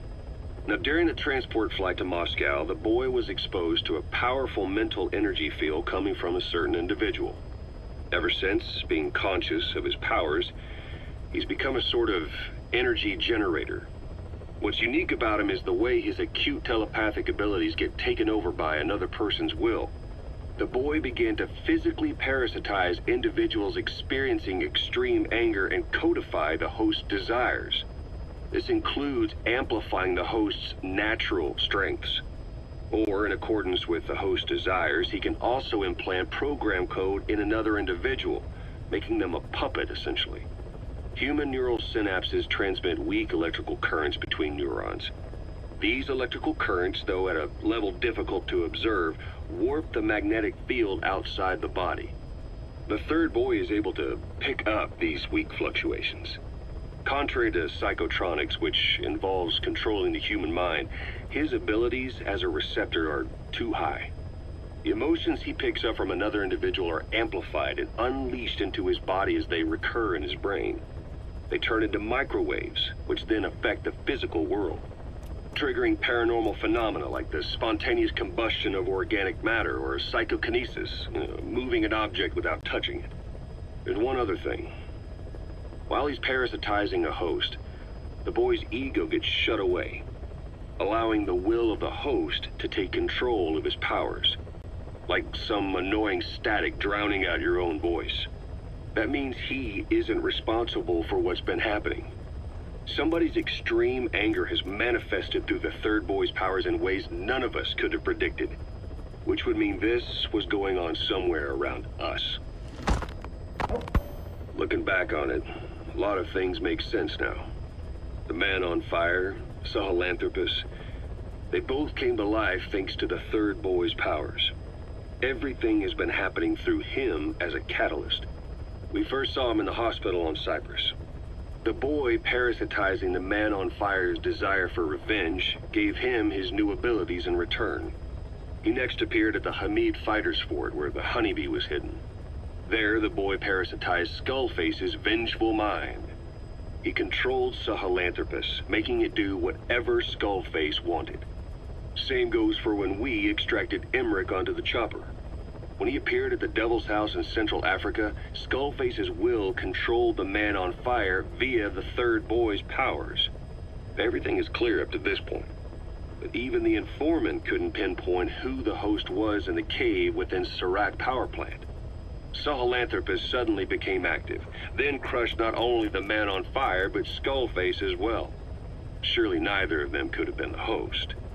Who else was at that location and bore anger more extreme than either of them?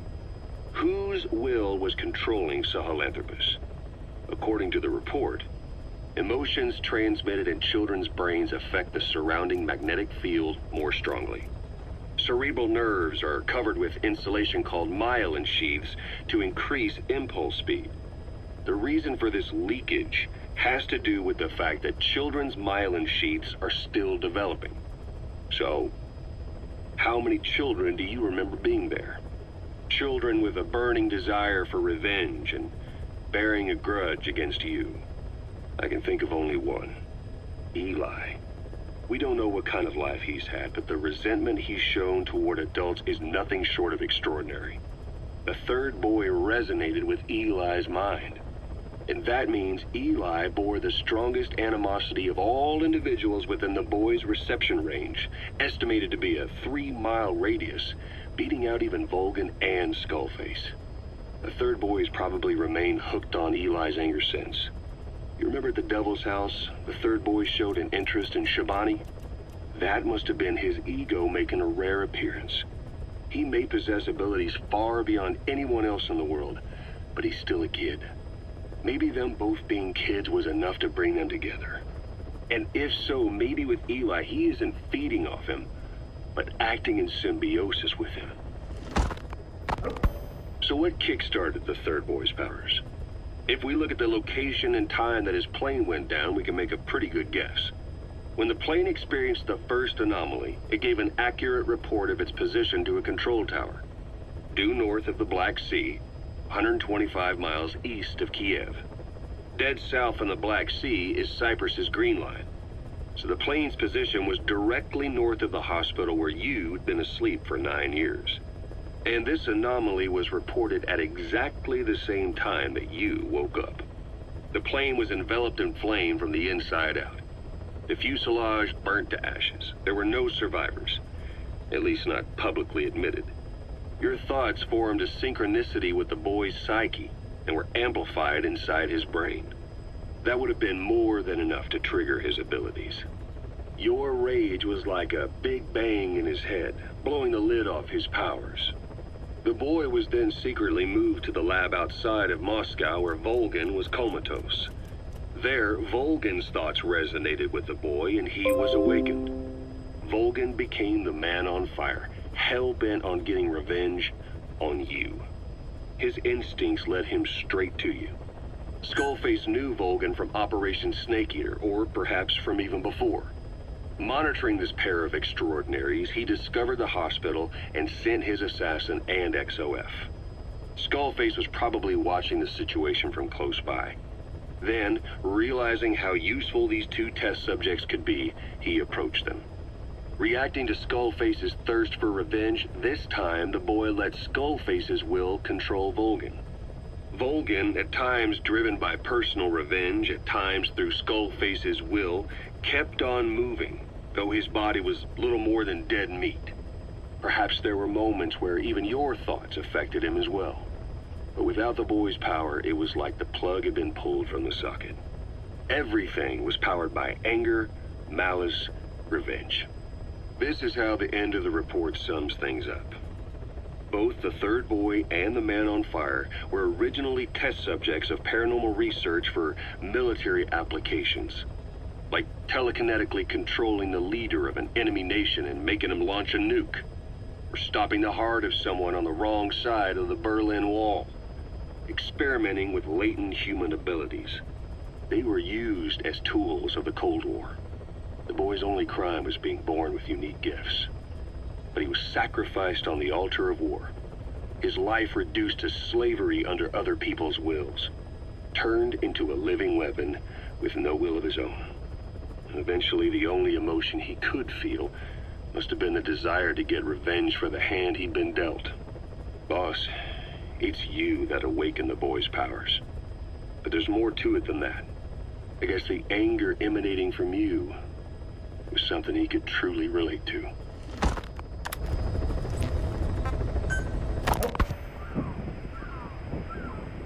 Hours after exposure to the blood of a symptomatic colleague, I found myself making my way up the stairs to this room.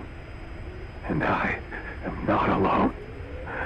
Everyone who's infected, we've all come up here wanting to get outside. I know full well I mustn't leave, given the possibility I'm infected. Yet, I can't contain this urge I feel inside me, like the alcoholic who tries to make any excuse for one more drink. Every step I took up those stairs filled me with this sense of bliss. still have all my wits about me. It took no time at all to rewire the electronic lock and open the emergency exit. Then, just as I was about to set foot outside, I finally realized what was going on. This desire for freedom is not my own, but that of the vocal cord parasites inside me. They want the ravens to feed on us, pecking us to death, attracted by these sweet secretions. They have mutated to facilitate this. The sweet smell is powerful enough to attract even a species with such a weak nose. So, before the parasites take complete control, I must. Most of the staff in here are already infected. At least, everyone I've looked at is. Infection with this parasite causes a high fever in the pharynx. I have modified a pair of night vision goggles to react only to this temperature range. With these goggles, you can identify who is infected. Other infected will, like me, feel compelled to make it outside. If the ravens get their meal, they'll head for land next. That cannot be allowed to happen. The whole idea of the vocal cord parasites was that they'd only copulate once exposed to a specific language over time. But the parasites infecting our men in the laboratory laid their eggs straight away. The larvae were eating their lung tissue almost immediately. What kind of mutation was it? Those who were infected and cured still carried the vocal cord parasites in their throats. They were still there, but the males had been rendered female by the Wolbachia, and copulation could not occur, so we thought. But it is the Wolbachia that mutated. Not the parasites? You remember I told you the Wolbachia attempts to maximize its number of female infected hosts? Yes, hence the male-to-female transformation. Precisely. But other Wolbachia strains use different methods. Cytoplasmic incompatibility, killing the males, and parthenogenesis. Parthenogenesis? Aphids? Aphids use that to reproduce via females only. Very good. The females lay their eggs without a male present, creating clones of themselves in explosive numbers. Parthenogenesis was originally a means for an organism to take maximum advantage of abundant resources by increasing its numbers. Certain strains of Wolbachia force this to occur, to create more and more infected females. And that's why our men develop symptoms in the blink of an eye. Wolbachia, causing parthenogenesis, is common in parasitic wasps. Of course, the Wolbachia I introduced to you men did not have this characteristic, but I believe the mutation, whatever it was, caused it to force parthenogenesis in its host, the vocal cord parasites. The Wolbachia we used to prevent egg laying became the agent of limitless reproduction. There's something else. The symptomatic infected in the laboratory all wanted to get outside, even knowing there was napalm.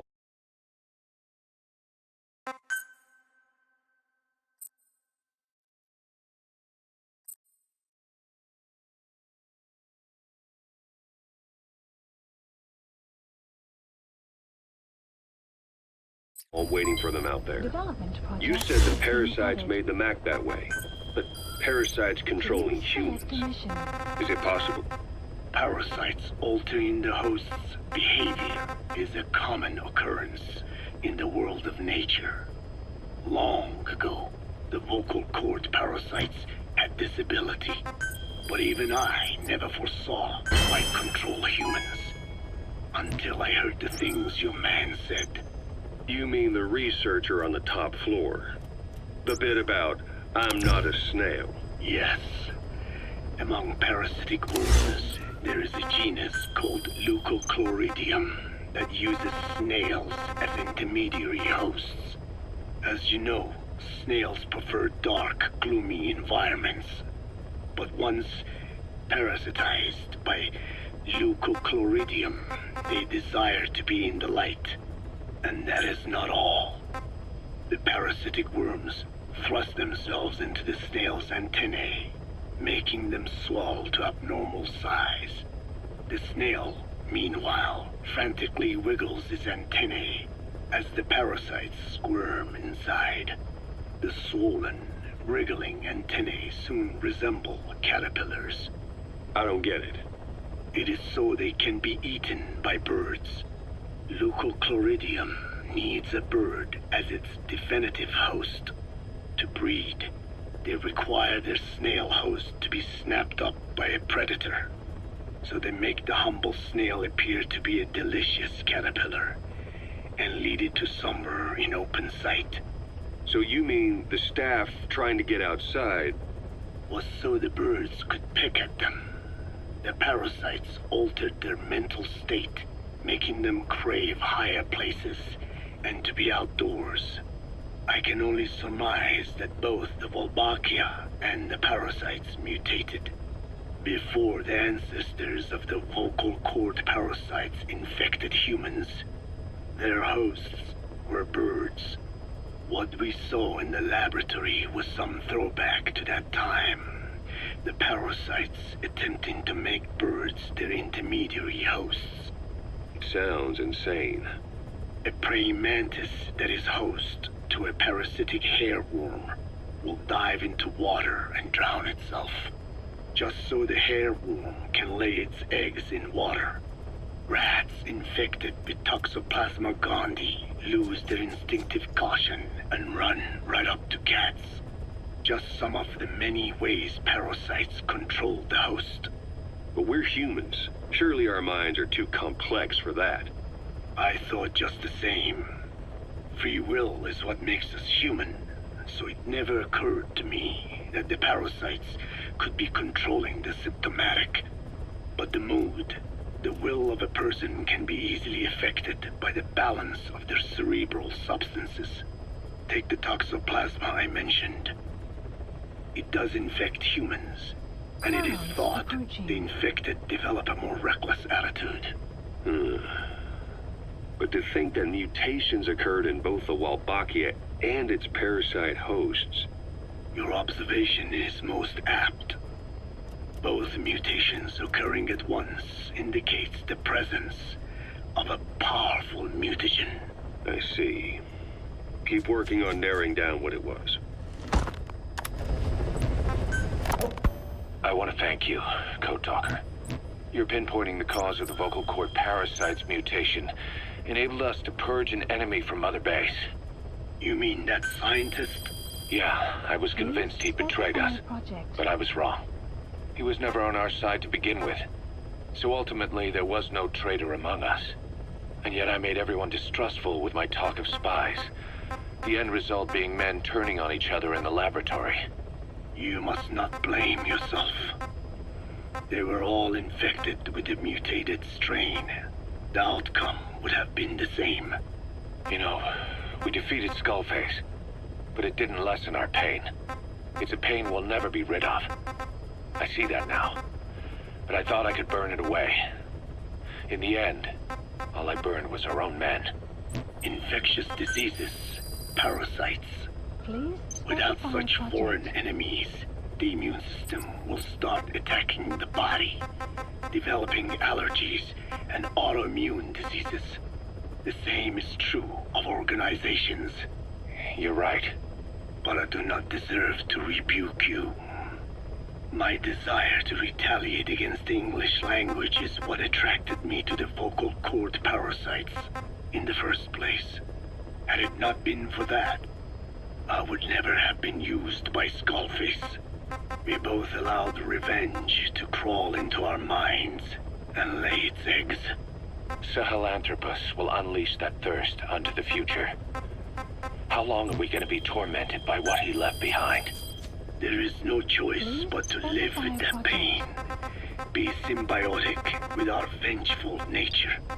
Whatever we do, we must not allow that thirst for revenge to control us.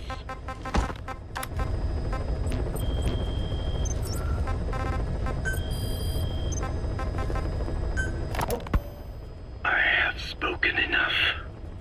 Your men can take it from here. Will you permit me to rest? Have something to eat?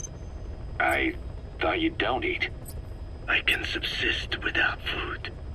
But there is more to the act of eating than nourishment.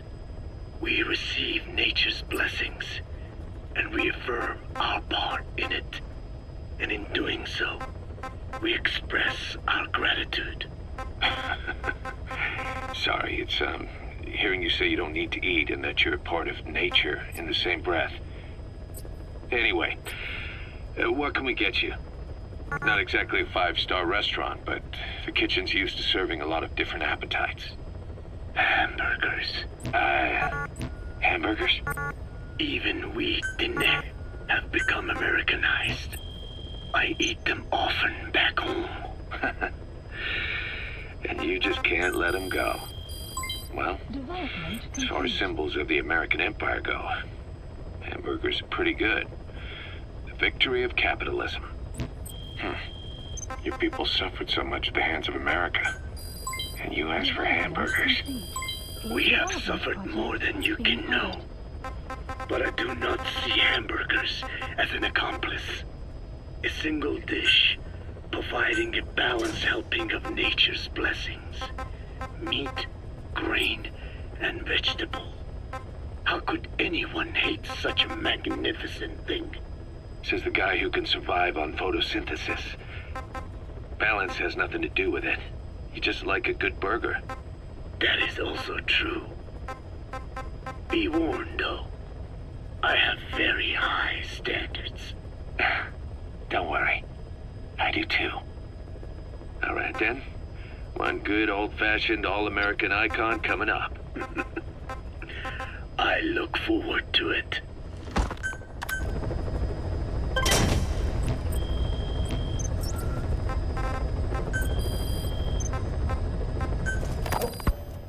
I hope you bought a better hamburger this time, Kazuhira. Right. Well, the last one was lacking in every way. The patty was too thin, the bun too dry, and the lettuce days old at best. Hey, that was 100% all-beef patty, and no shortening in the bun either. Nature's blessings, unadulterated, in hamburger form. Is that it? But when taste falls short, so does our gratitude to nature. Making such precious blessings unpalatable is sacrilege. I hate to admit it, but I think you're right. I should have known better than to settle for second best. That's why I had him run some more R&D, develop a new burger. In fact, one of our researchers just dropped by with the latest results. Here it is. See how you like this? We shall see indeed.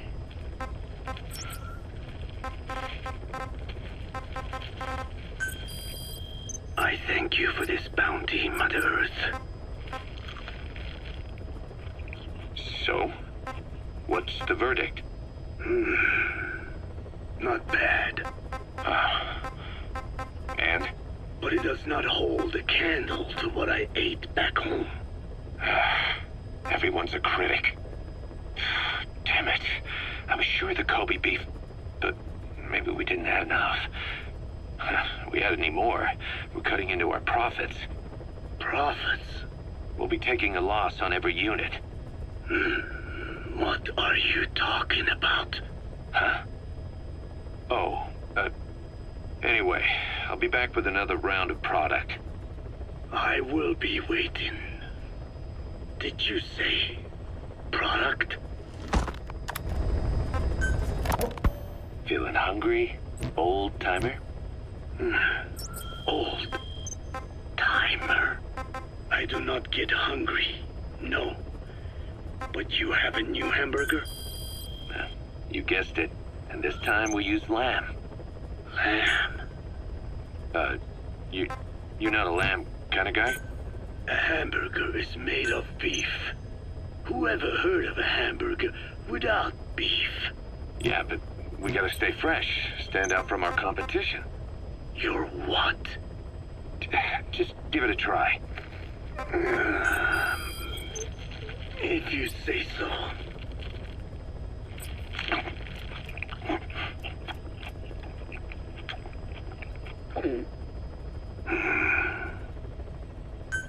Not bad. But I cannot call this a hamburger. I thought we were onto something this time. Maybe the problem is that it looks like a regular hamburger. Gotta think outside the box. Too much baggage if they come in expecting just another burger. Let's see, cotton candy? To make it look like a sheep? Yeah. Just a minute. You really think people would eat that? What is it you are planning? Are you using me? A taste tester? A one-man focus group? Well, actually, I've already started. I got a place called, Miller's Maxi Buns. You are kidding me. Well, to be honest, business hasn't been great. No one seems to like my, buns. The Ocelot said Diamond Dog's budget did not add up. But you don't mean to tell me. What? No. Our black budget's got it all covered. I'm not embezzling GMP or anything. Still, let's not say anything to Snake, okay? Very well. However, Kazuhira, it takes more than premium ingredients and a clever recipe to satisfy the palate. Okay, so what do we do? The palate seeks one thing: chemical additives. Chemical additives. There is nothing mysterious or spiritual about good flavor. The tongue simply identifies specific amino acids, which the brain then recognizes as appealing. Therefore, all that is needed is to chemically isolate those amino acids and incorporate them into your products. To be clear, I speak of flavor. The rest is irrelevant. That seems a little extreme. Do not forget that I am a scientist after all. And using science for the benefit of others is a joy. In seeking coexistence with nature's blessings, not everything can remain in its natural form. When we fall ill, we must be treated. Otherwise, that very nature could cost us our lives. Agriculture is one of nature's many blessings. But through that process, we damage the surrounding vegetation. Yeah. Whether it's a massive farm or a tiny field, we always leave our mark on the land. The same is true of parasites. And for food preparation. If tapeworms in the raw meat of another animal enter the human body, they roam around trying to find their usual habitat. Sometimes even eating away at the brain in their confusion. So in looking through a scientific point of view, you see the necessity for processing food. Yes, it is also sometimes necessary to eliminate certain parasites, or selectively use or even modify others. Alternatively, we could say that if a man is part of nature, The work he does is also part of it. What is important is the balance. Yeah, you're right. Thanks, old-timer. You really opened my eyes. I fooled myself into thinking people today wanted high-quality, all-natural goods. But my favorite burgers were never about that. What they want is something like the first burger I had in America when I went to meet my dad. A Frankenburger loaded with additives. That's the America I knew and loved. I'll be back in a jiffy, old-timer. My next burger's gonna knock your socks off. Kazuhira, wait. What is important is how we balance the... quick for a one-legged man. Frankenburger. What kind of a dive did your old man take you to? Rise and shine, old-timer. It is complete. I had our best and brightest working overtime, fine-tuning the greatest burger the world has ever known. I call it the Chemical Burger. What on earth is that color? Now, don't judge a burger by its color. Go on, try it. I am not very hungry. What? Oh, I get it. Now, sure, it's loaded with additives, but each one's been approved by the WHO for human consumption. Come on, one little bite's not gonna kill you. Are you sure of that? Fine.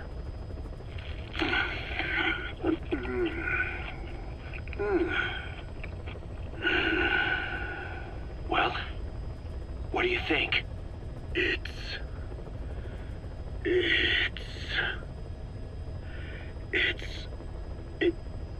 is perfect. Right? This takes me back to the taste of my youth. The neon signs on the Mother Road. Oh, I can see them now. So, what do you think of our signs now? And it doesn't just taste great. You won't believe how cheap it is to make. And because it's pumped up with preservatives, it won't spoil easily in regions lacking refrigerated storage or transportation infrastructure. This bad boy could even solve Africa's hunger problem. Excuse me? People will no longer fight over food or find reason to hate one another. Mankind will come together, reunited between these fluffy buns. Forget Pax Americana. Say hello to Pax Hamburgana.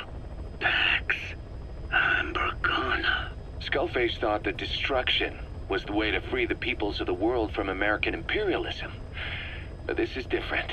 Tackling something head-on just makes for more conflict. Only by uniting the world can its various inhabitants truly become free. Having lived as an American parasite as long as I have, I know what I'm talking about. The Chemical Burger is poised to be the greatest liberating force the world has ever known. An ethnic liberator. Burger. Now all I need is a better brand image, starting with a name. I gotta run, old-timer. I'll catch you later.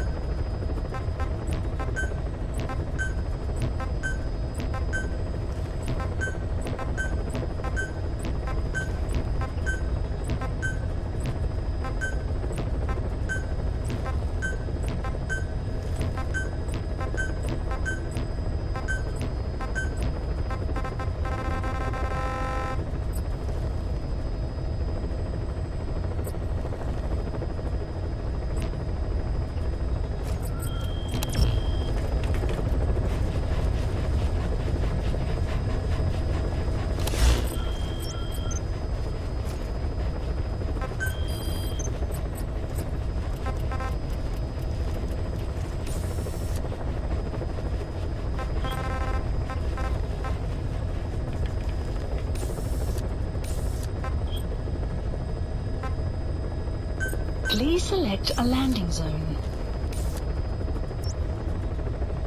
Mission not accepted.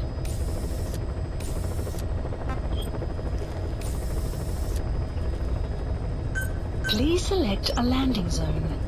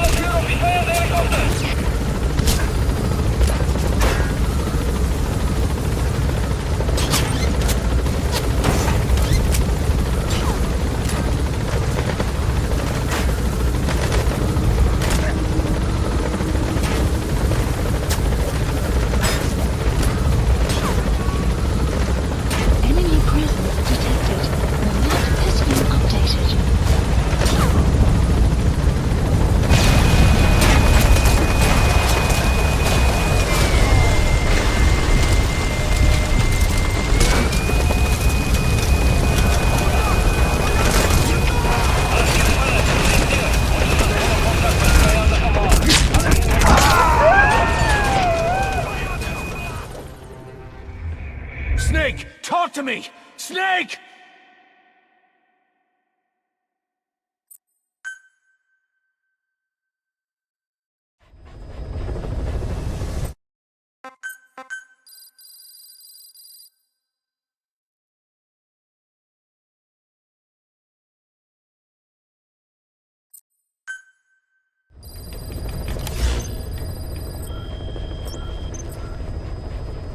Please select a mission.